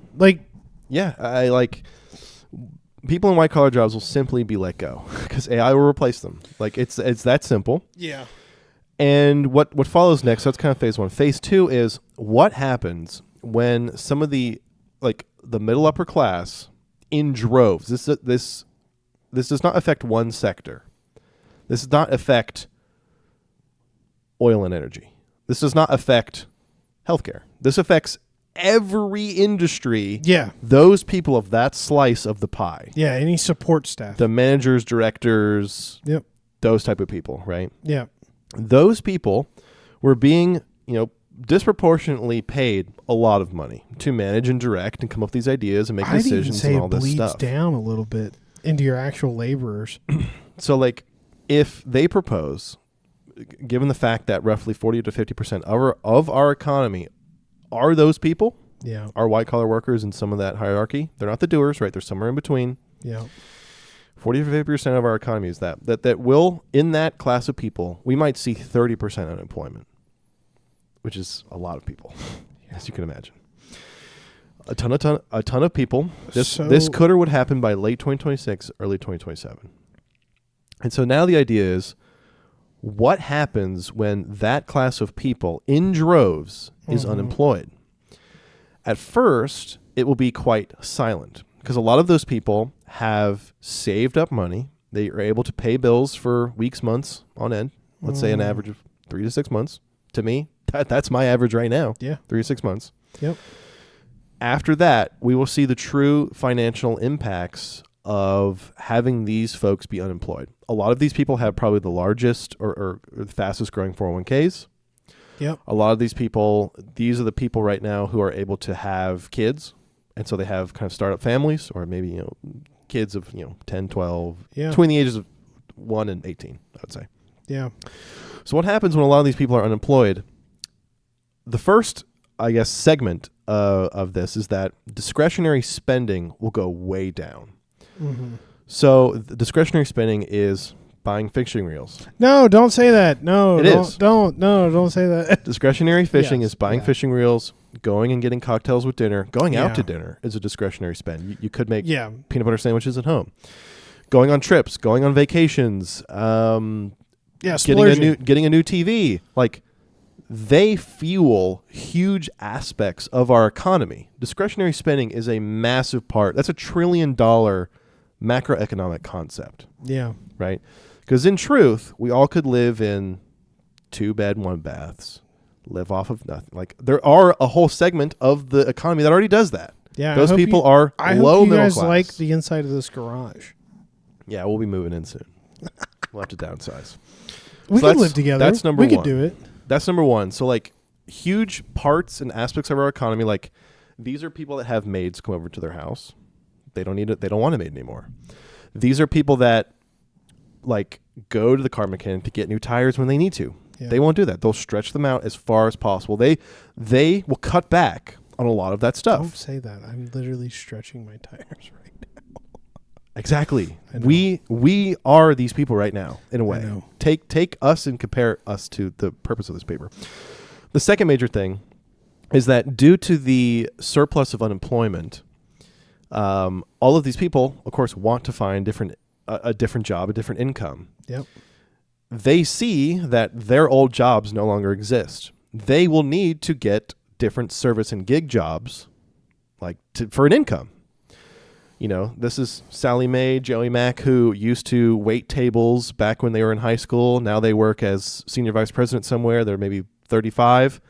They now are going to try to go find a service or gig job. Maybe they're driving for Uber to just make ends meet. Maybe they're trying to be a waiter or waitress. Maybe they are working for construction. I don't know. They're finding different jobs, right? Mm-hmm. That will then strain those other service industries. Because now there's a huge influx of people, it will drive wages down.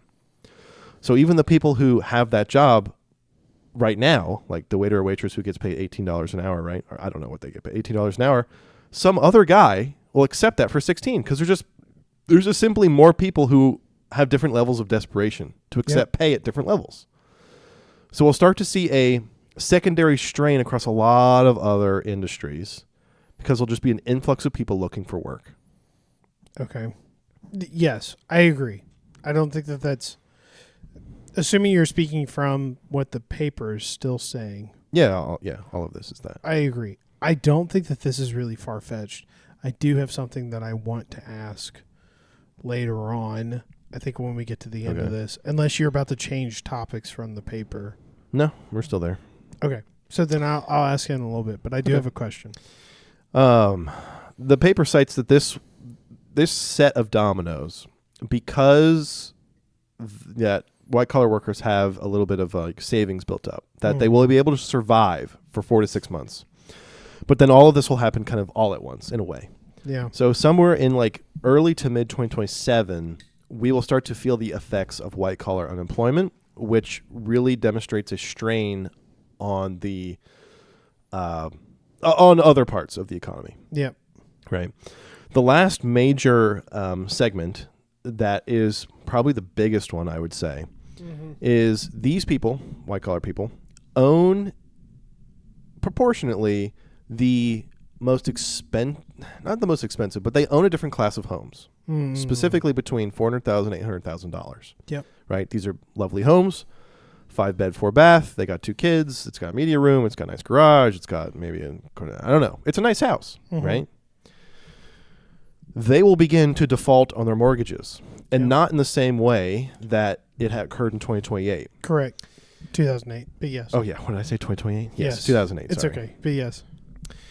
Because in 2008, the people who were defaulting on their mortgages were actually middle to lower class. Yep. But now this is a different And class. they were So set up people- on mortgages that they were going to fail on anyways. But Exactly. yes. These were mortgages that were given to these people. They're for high dollar homes. Banks take a lot of risk on these types of loans, right? Whether we know it or not. They take a lot of risk. They basically bet that you will maintain your employment and income Yeah. for the duration of this loan, whether it be 15 years or 30 years. We're betting on that as the bank. Yep. Great.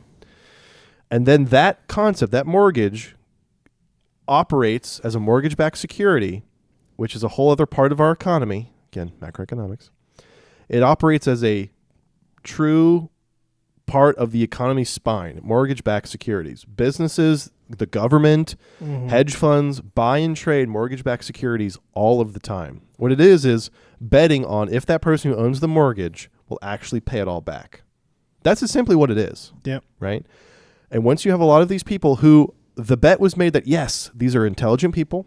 They went to college. They got degrees. They're now working in middle upper management. Yep. We have been predetermined that road of thinking is secure And safe. Yep. and safe. Now that they're unemployed, all of these mortgages could start to get defaulted on. Yep. Which will be a humongous strain on our stock market, Yeah. on the lending market in general. No bank will want to give anyone any money. Yeah, because these are people pursuing equity, not even just like Right. actual cash in their account. Because now there's money to pay back. Yep. And no one has it. Yep. In circumstances previously, the government physically writes checks to the banks being like, hey, we'll pay those loans. That's what happened in 2008. Yep. Which is nuts. The taxpayer paid off Yeah. those people. That will cause a massive recession. Like that concept that mortgage-backed securities will cause a massive recession. You'll see huge tanks in stocks. Our retirements will be hurt and hampered. People will be hurting really, really bad, more or less. Another major concept about this is that the government, this entire time, collects taxes from these people. Yeah. These people constitute 60% of the tax base in terms of income. These people no longer have a job. They no longer are receiving an income. They no longer can be taxed on their income. They no longer have. Go figure. Yeah, and income. Yeah. So the government will actually have a huge fiscal deficit, right? Now that these people won't be paying taxes. These people, hopefully, will be on, well, I mean, they're smart people. They'll get on unemployment. So the government will actually be paying them while not getting any money back. Now, I know governments get deficits. I mean, our deficit's like $40 trillion, something insane, right? Yeah. But this is way more material than money that we give to China and then it's on loan. It's been it's called like this is way more material, way more of an emergency, I would say. So that's kind of the I have a burning question. please, because I'll make sure I hit all the bullets because And that it's selfish. is like the Hit the bullets. Hit the bullets now. okay. Hit the bullets now. I want to make sure I hit everything. So with unemployment being as high as it could be, individual tech stocks will begin to crash as fewer people have the income to invest in the tech stocks. So that is kind of the ceiling, is that we will literally run out of money to invest in the AI in a way. That's fair. AI You know what? That's a good point. That's a good ceiling. AI stocks will then maybe not a good ceiling, but like it is a ceiling. What is a ceiling? How can we define it? To just say that there is no ceiling to me is crazy. But to go, there is a ceiling, this is a ceiling, you need that definition. Yeah. That was that was the last one. All the other bullet points I've already mentioned. Strongest tax base are no longer paying taxes. Now with a huge influx of labor across multiple industries, many industries will have their wages drove downward. Homes and mortgages will also be affected. Yeah, okay, I mentioned all of that. So let me ask this. Yeah. So all of this will happen in like 2027. Your personal different phases. opinion. Yeah, 28. But your personal opinion.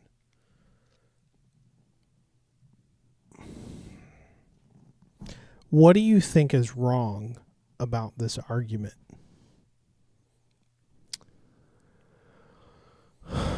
What do I think is wrong about this argument? Yeah, what do you think that they're incorrect about? Great question. Very insightful question, Chet. Because I have a next question. The only thing I have said, which I'll reiterate, is people are too dumb to incorporate AI into their corporate. The big corporate evil people out there in the world are, I think, too dumb to do this as quickly as this paper says. Can allude to. Yeah. Okay. This won't happen in a year or two. That's fair. This will happen double or triple that. Yeah. I do see it being accurate, is that AI is just too good not to use. Yeah. It has been an instrument to lay off people.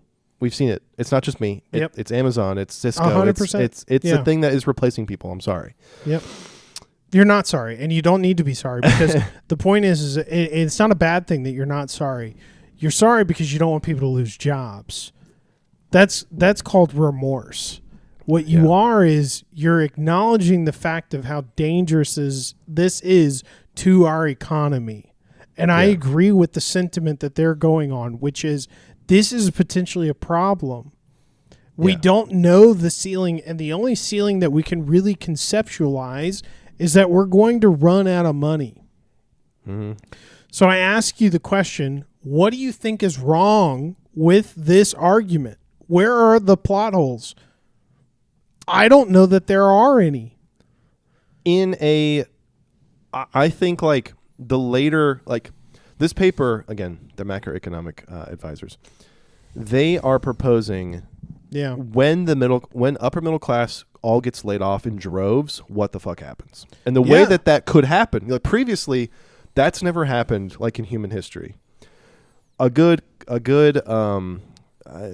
final part of their paper is intelligence. AI has replaced intelligence. The people able to see a large scope of things, make effective decisions, work with multiple groups, lead people from different backgrounds, be college educated, that in human history has been rare and scarce. You've had to go to school for many years. You've had to get different certifications. You have to prove yourself in a corporate environment or in any type of business environment. You've gone up the ladder. You have done a lot of the work that would prove to anyone else on paper that you're capable of doing your job. Yeah. But now AI can do your job for you, or do your job in replacement of So you. beyond that, we acknowledge what AI is capable of doing. Yeah. We know that. You and I both go, with the right amount of training, the right amount of learning, with the right LLM, it can do it. Mm-hmm. Not a question. Yeah. It's not a what if statement. We're 3 sheets to the wind on that.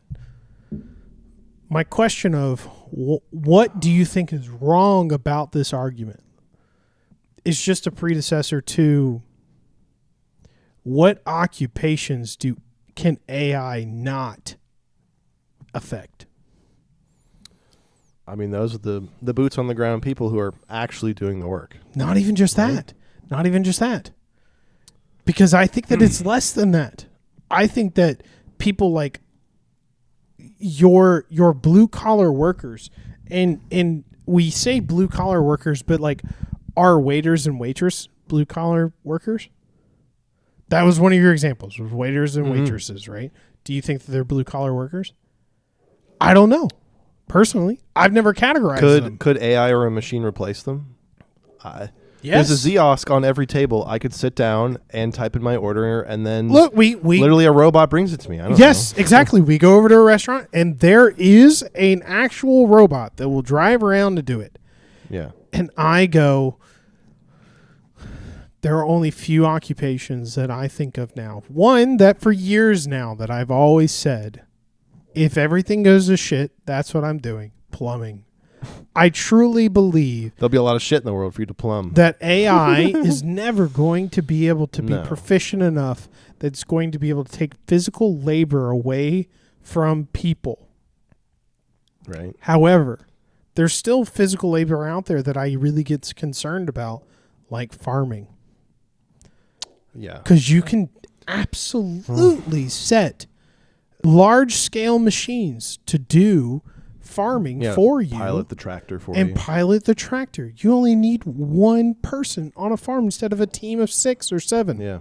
Right? I mean, with farming, it's the farmer in middle of nowhere, Ohio, who farmed 30,000 bushels of corn or soybeans, I'm sure they feel it, but they are competing against the Chinese farmer. Yep. Who has, who just makes it for less. Yep. That's how it is. That's how it works. Just make it for less. Eventually, we'll get to that point where we're just making it for less. But that is my point, which is it's just a race to like make it as cheap as possible. Fuck the race, in my opinion. Fuck like finding out who the economy in itself, honestly, and maybe from a viewership standpoint, this isn't the greatest thing, but between you and I go, what are the things that we can be doing right now for our own occupations that AI can't fill? Putting cabling in the ceiling is pretty good. You'd think AI needs to have veins somehow. Somehow. And I and that's kind of where when this conversation first started is why I'm like, it's my two questions of, can we prove that this is wrong? I don't know that we can.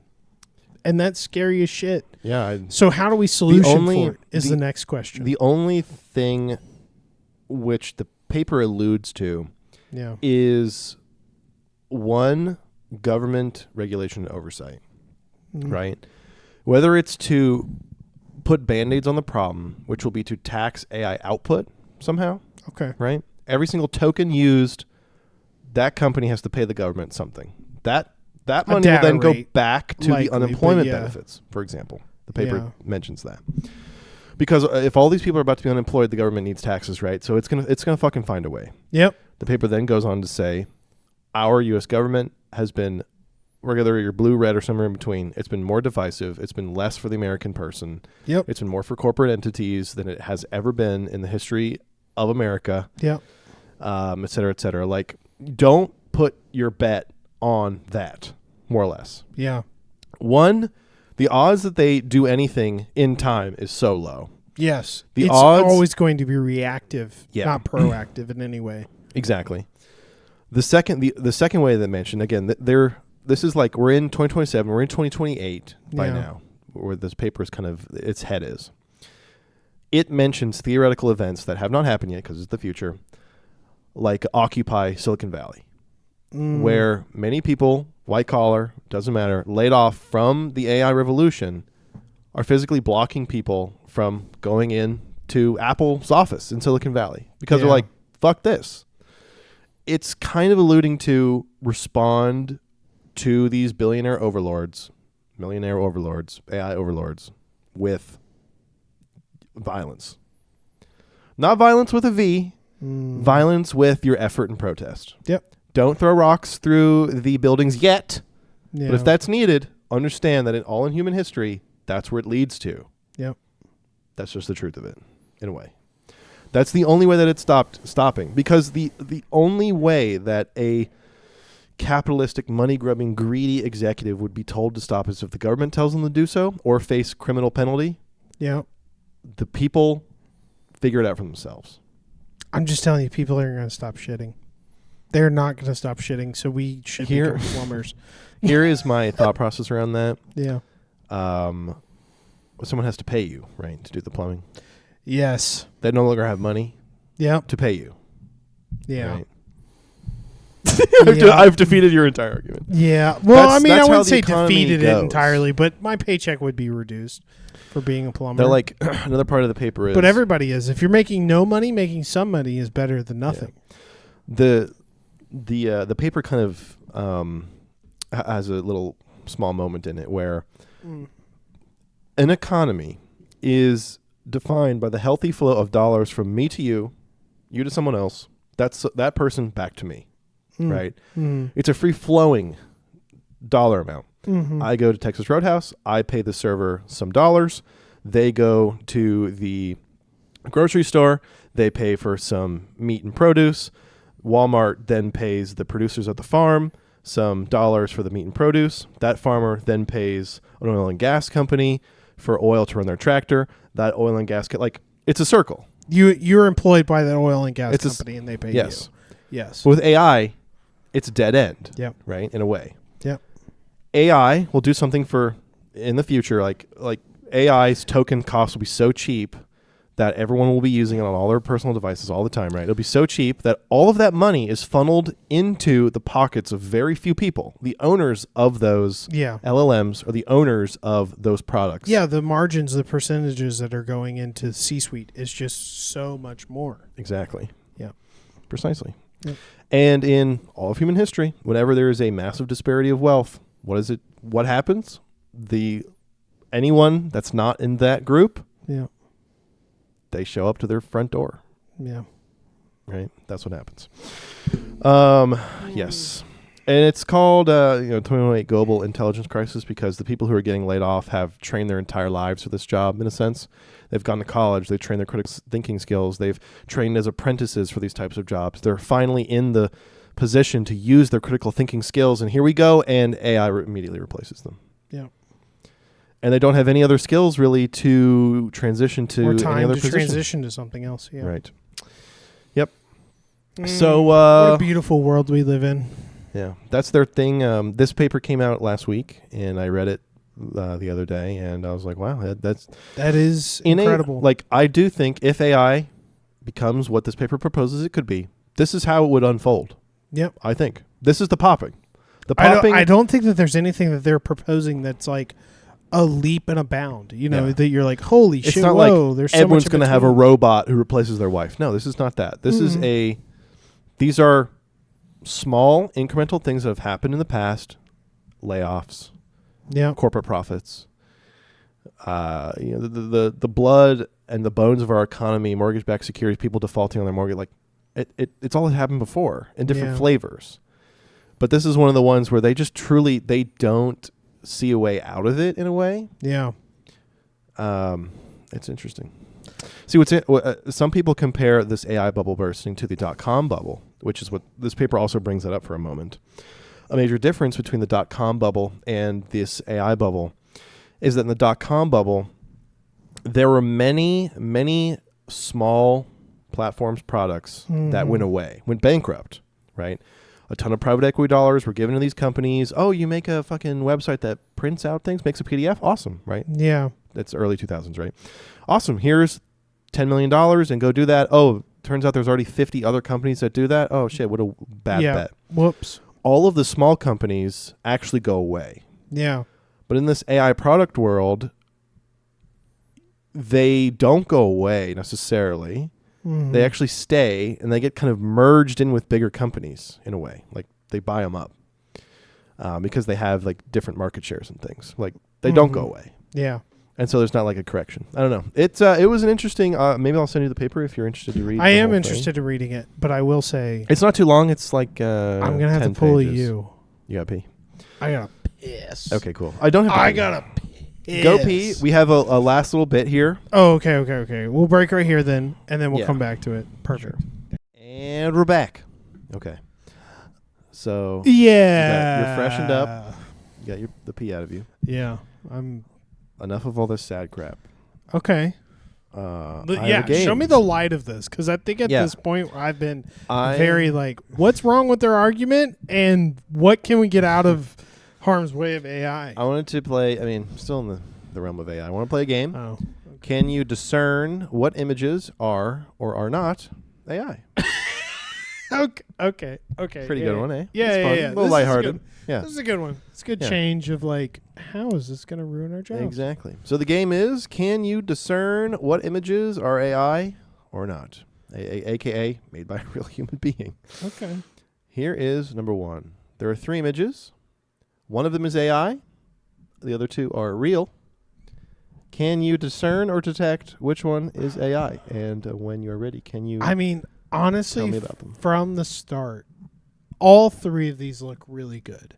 Yeah. There is one thing about one of these that in particular makes me say that it's AI, and that's the image on the far right. Okay.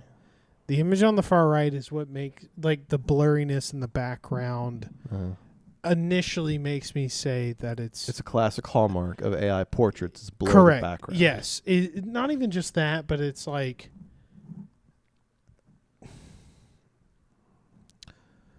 The far left and the middle feel more like artistic approaches.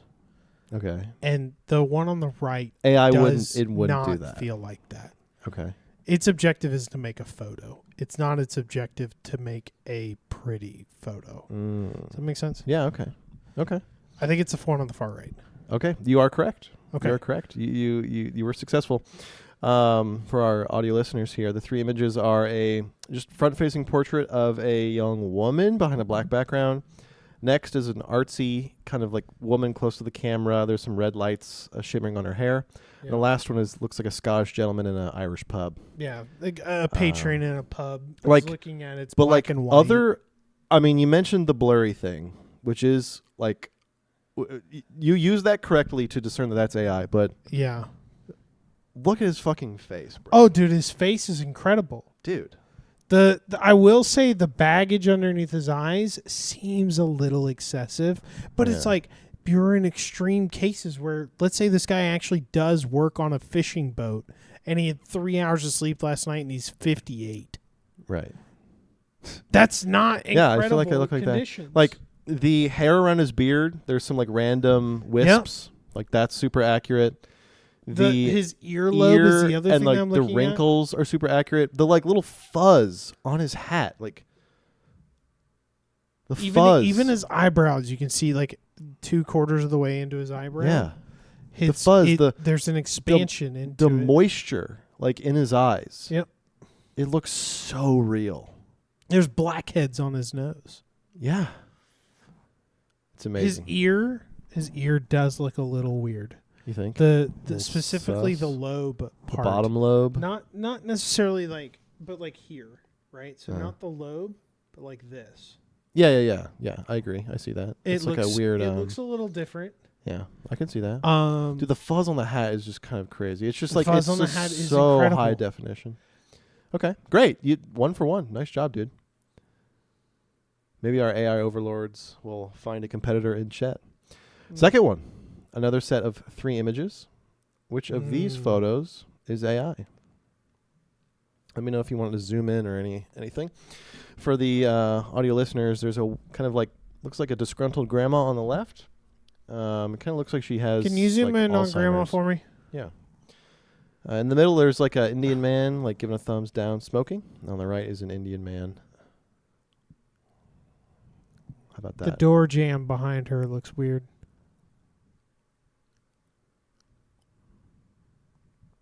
So maybe more context there. Yeah, I see the door behind her. A little bit. It's almost like the door opened to the right. But the door knob is on the interior of the door. Okay. Number 1. Okay, sure.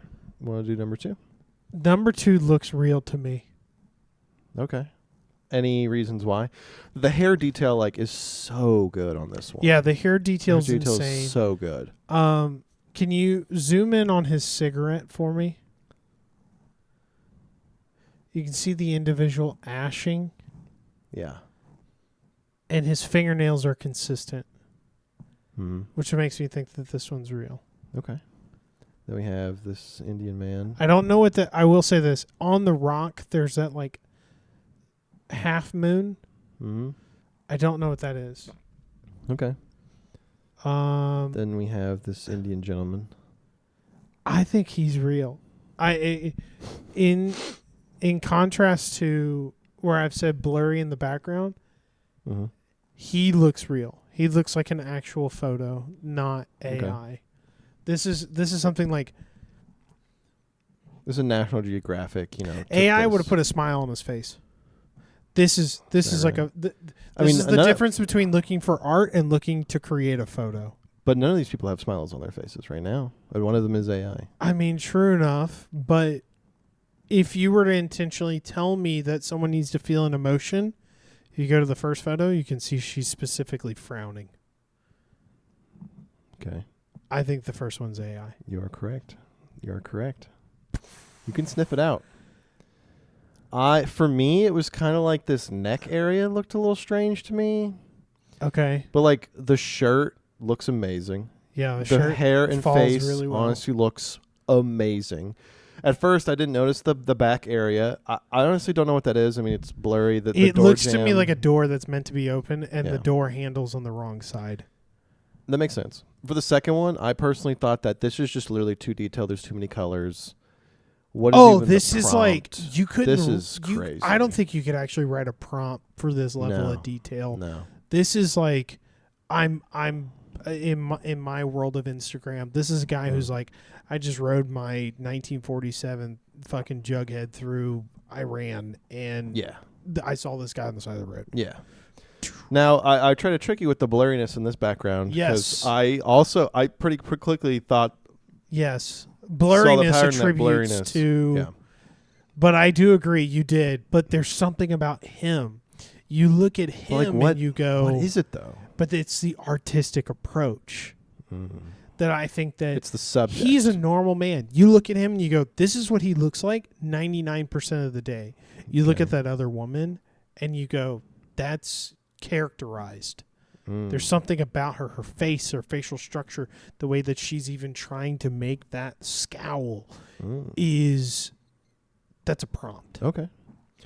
That's Whether great. that's verbally given, right? Maybe like a photographer's is like, I want you to do this. Yeah. We've all heard that before. We've gone to pictures and they say, make this pose, do this Yeah. thing, make this face. That's not, Okay.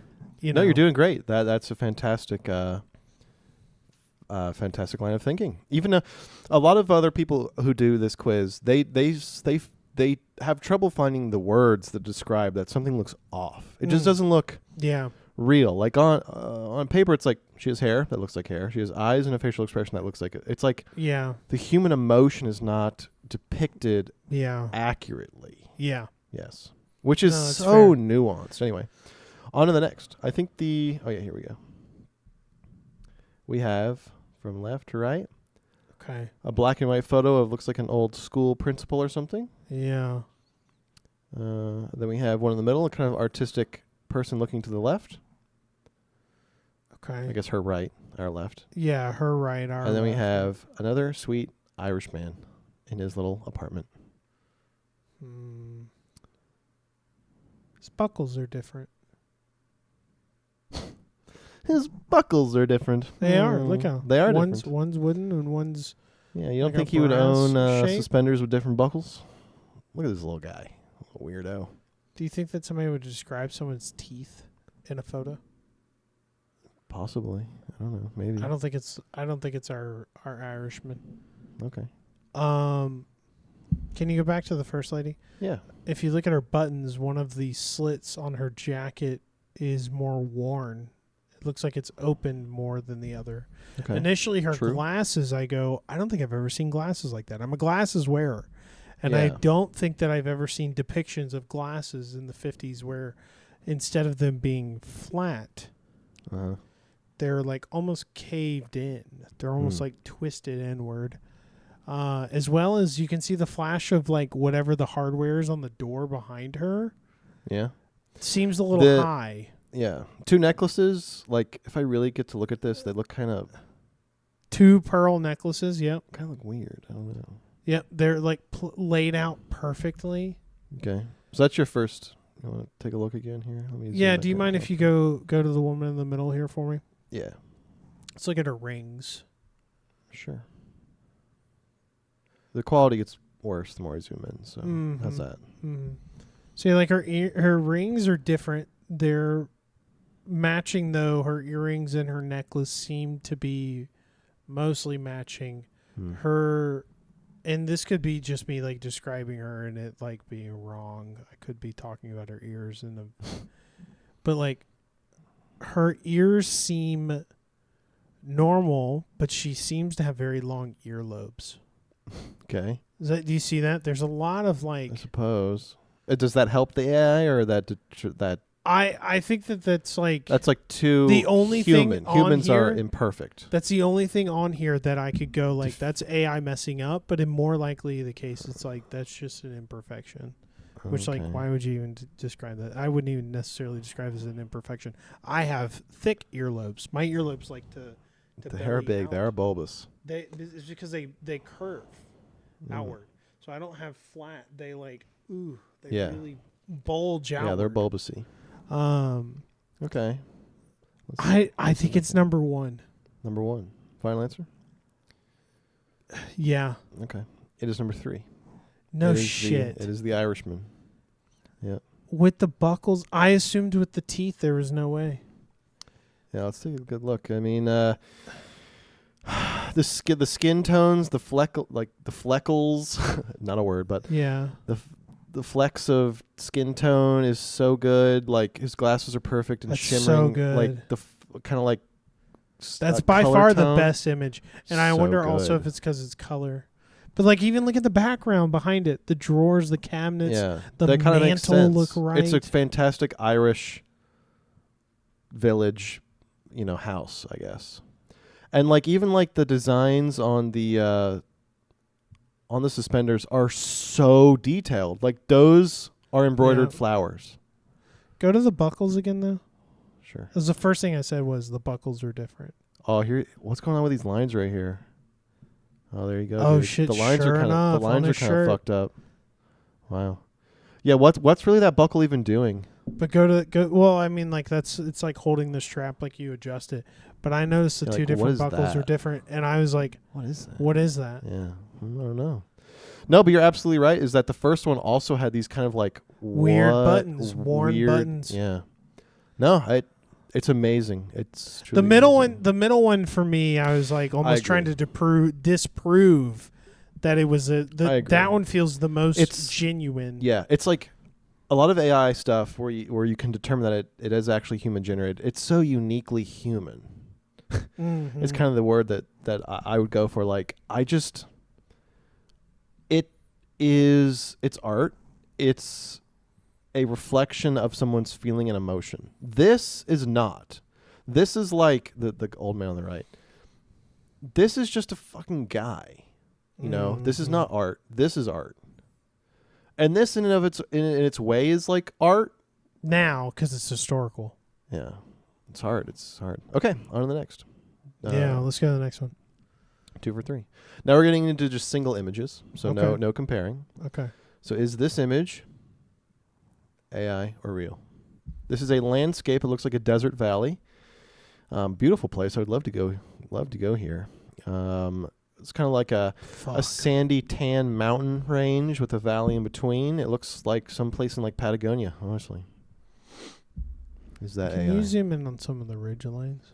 Yeah. Specifically, Let me know where you want to go. Go up to that one for me. Yeah, the quality will start to go down, but like that's okay. What do Go you from think? left to right for me. Chad is being quite surgical in his analysis. I am. It's I don't want pretty to be goddamn wrong. hard. Dude, there's nothing more embarrassing than being like, oh fuck. These are hard, dog. I said These are AI. so hard. This one's really hard. This one's difficult. Honestly, I want to say that it's real. I'm not convinced because I don't understand how this like valley formed from the water, right? But like, let's say it's like a river, but like I would think like past this, you know what? Maybe it's AI. There's so many beautiful places on Earth that I truly like. It amazes me how and why they exist.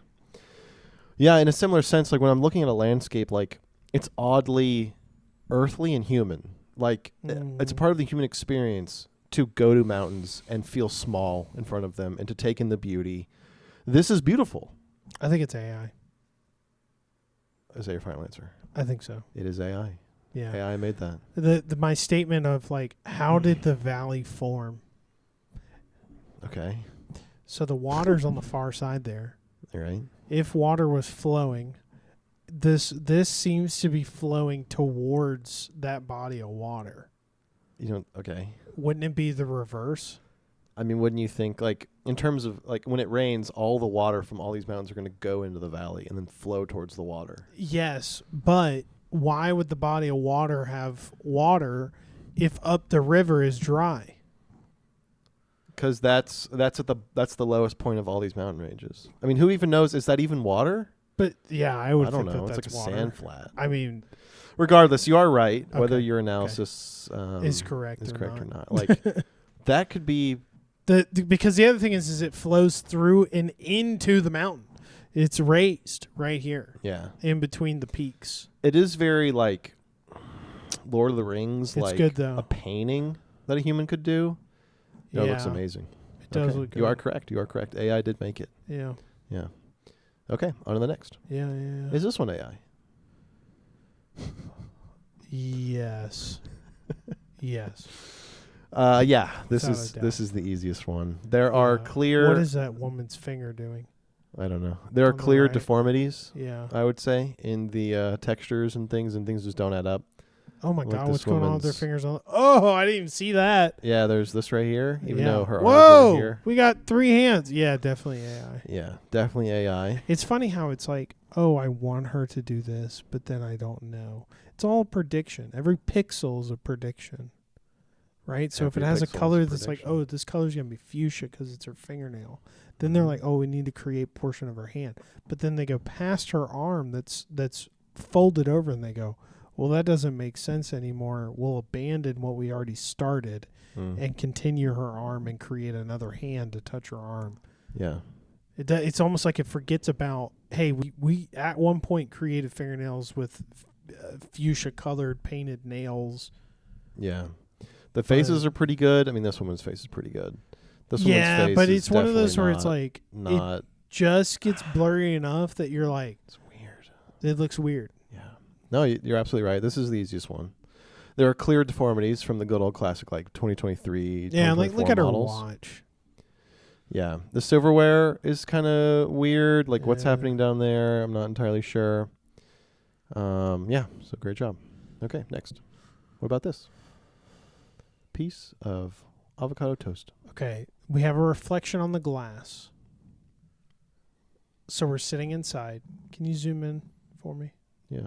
This looks like radish and the purple lettuce leaves, arugula, avocado on some sourdough. Yep. We have salt flakes. Yeah, it's pretty detailed. Can you zoom out again? The Yeah. reflection's throwing me off on the glass. I think it's real. Is it because of the reflection? Like Yeah, I AI think wouldn't it's- put in these reflections? Yeah, I think that it wouldn't, but Okay. I could be wrong. Can you zoom in on the knot of the wood? Is Over even here the on the left? grain? No, on the right. On the right. Okay. Even the grain of the wood What's seems going to over be like here? matching. I'm That right- saying there's that a right knot there, and it flows outward. Okay. I think it's we're real. we're both like squinting at this, like using our upper Yeah, part. but I think this one's real. It is real. It It is. is real. That is a real piece of avocado toast. Yeah, I think the reflection in the glass. See the lighter spaces over the table. Such minor things. Yeah. Give it away. No, I think even though the previous images have been very, very detailed, this right here is Really, really detailed, like the burn marks on the toast and yeah, the salt flakes This- on it as it well. feels- The radish is consistently the same color, like it's cut Yeah. from the same radish. like a lot of organic things, whether it's bread, fruit, nature. It's very rare that has patterns. You could toast a piece of bread 100,000 times. Would you ever and order this at a no. restaurant though? I mean, I had the money. This looks like a $28 piece of toast. So no, but yes. Even if you had $28 and they're like, "Hey, you can have avocado Yeah. toast," would you order it? Yeah, it looks really good. What if there's something else on the menu that you liked more? I mean, out of all the appetizer options, if there was like fried pickles, I'd have those. Avocado toast. I mean, this is clearly brunch. Yeah, I'd order this. I mean, it looks good. Because to me. like if it is a brunch place, they're gonna have like an egg sandwich. Would you get an egg sandwich underneath this, or would you order that over an egg sandwich? No, Yeah, that's what I'm saying. this is I like an just don't appetizer. understand why though. people would even buy It's this. healthy for you. All right, on to Is the next it? one. Yes, on to the next one. Okay. This image is a photograph of the edge of like a beautiful, maybe lakeside rock outcropping. Yeah. There's a bunch of different reflections of the light in the water. like There's New rocks Zealand or coming out something. of the water. There's no fish or anything, but it's another kind of landscape. The previous one You was zoom in on the rocks on the left, over here. upwards. Yeah, sorry. Oh, my phone is No, having you're good. the What are- sharing is What are getting those guys delayed. doing? I don't know. You tell me. That looks like AI to me. Over here, this rock kind of balancing Uh-huh. up there. That looks like AI to me. Okay. So you think It you doesn't think make sense like rock surface. so in the previous image you're like, oh, the glare and the reflection is kind of off, but this one has almost Pretty good. exclusively reflections. Yeah, it's pretty good. I will say that it's almost like, yes, we know there's going to be reflections, so we need to add them. So they're there, So but too like many. look at the waves as well. There's really not too much of a ripple, but I don't want to judge it because I'm like, there's like, Okay. with reflections like that, you expect there to be more of a ripple on the water, which there definitely is. But the ripple also even seems a little inconsistent. Like if you look at the top, like, well, not the top portion, but like this is definitely AI. You think definitely AI? Definitely AI. Okay. This is a real photograph. Fuck. Are you for real? Yeah, real Shit. photograph. I even like I just saw the reflection of the rock in the water and I was like, oh, it's not right. It's not right. This is 100% real. Taken from the Shit. Nat Geo website. From Beautiful. where? National Geographic. Yeah, but like from what part of the I don't earth? know. It doesn't say. Okay, great. Man, yeah, that's that is a crazy. real photograph. How did Beautiful the photograph. rock even like form those formations? I don't know.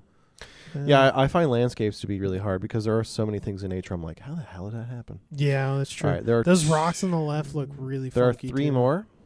This is the next one. There was a watermark up there, so I just put a rectangle over it. But here is the image. There you go. So this image is looks like some type of tropical bird. It's a bird with many color feathers from orange to teal to blue. Looks to be like chasing a small spotted barn owl. They're probably on different like planes. Like the color bird is way closer to the camera than the owl, but they look like almost the exact same size. The owl's zoom wings. in on the bird that is colorful. Its wings where the base of the wing meets the tail. Yeah, this is getting really delayed now, so you're gonna have to do some technical difficulties. No, you're fine. There you go. You want to go a little farther? Can you try to zoom in on the beak for me? Yeah. I think this is real. What makes you say that? I don't know where and how, but this is a very unlikely scenario of a bird of this it is type flying with an owl. Very unique. And why would an owl be flying without its wings out? I don't know. It's a great question. Yeah. But the feathers are pretty consistent. They are pretty good. The feet are even pretty consistent. You can see the claw laying. There's the owl. The beak looks good. The feathers on the face. I mean, like, I have no idea. I think it's real. I don't know. Is it AI? What is your final answer? I think it's real. It is real. Okay. That's a real photo. Okay. Again, on the National Geographic's website. Beautiful photos on that website, by the way. Beautiful photos. Yeah, they do a great job. Such an interesting one. It really shook me, and I was like, "Hey, the color contrasts are so rare and unique. Like that might be a hard one for Chip." Yeah, no, I think it is. Okay, I think it definitely is. on to the next one. What about this one? What is this, Aeropostale? It looks like a picture from Aeropostale. It's a man. You can't see his face. The picture is taken from like a kind of lower back area. He looks like he's either being windswept or he's turning really quickly. He's wearing denim. The jacket's kind of being blown up, and you can see his lower back. Can you zoom on his right hand for me? That's this hand back here, right? Who's yelling at who? I don't know. That's the best you're going to get. What's that in between his fingers? His fingers look weird over there. I think that's just kind of like the curve of his finger. I don't know. It's hard to tell. See how they're like on his like... So he's got 3 fingers showing. His thumb, index, middle, and there's like a lump. Yeah. Between the lump and the middle and the index. Yeah. What is that? That's a great question. I'm not sure. Also, what the fuck is he doing? I don't know. This is some artsy fartsy stuff. The way that his somebody who's fat, the way that his fat's sitting over his belt too is kind of strange. You don't. Okay. Do I think that it's crazy? No, but like the way that it's like sitting. Sure. He looks like a very well-defined man, I'll tell you. Yeah. He looks No, good. he looks ripped. I mean, you can see his pec sitting out from underneath his chest. Yeah. Do you think this is AI or do you think this is real? You zoom on his ear. Sure. Anything you need, partner. That's maybe the best you're going to get. Sorry, can you go to the cuff of his shirt? You don't want to look at the ear? No, fuck the ear. Okay. Over here? Yeah.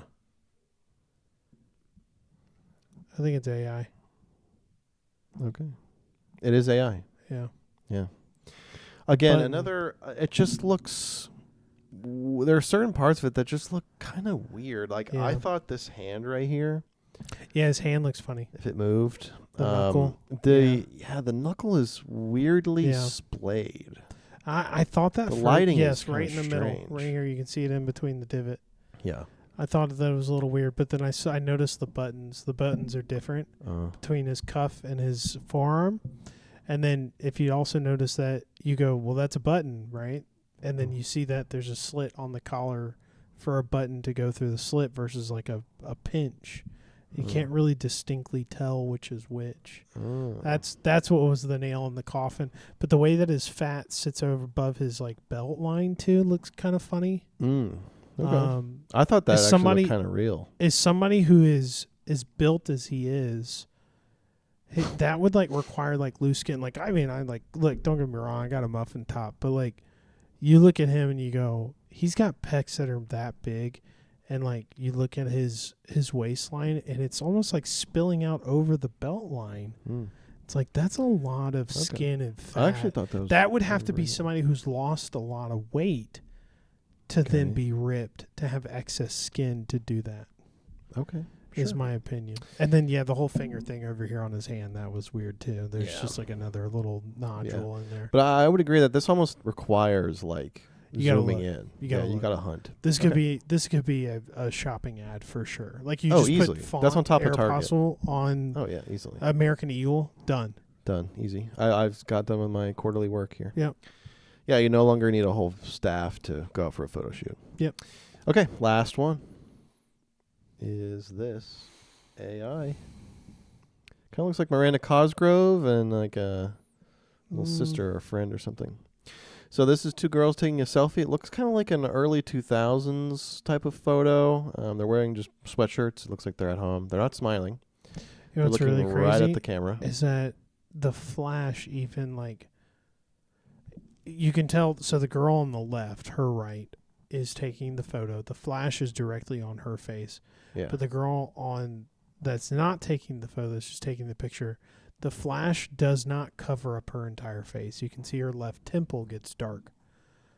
I mean, if she's a darker complected girl, but like even like to the very left of her eyebrow, you can see it get darker, right? Is that points towards AI? I don't know. Yeah. Does it have the ability to differentiate where the flash of a photo is taken?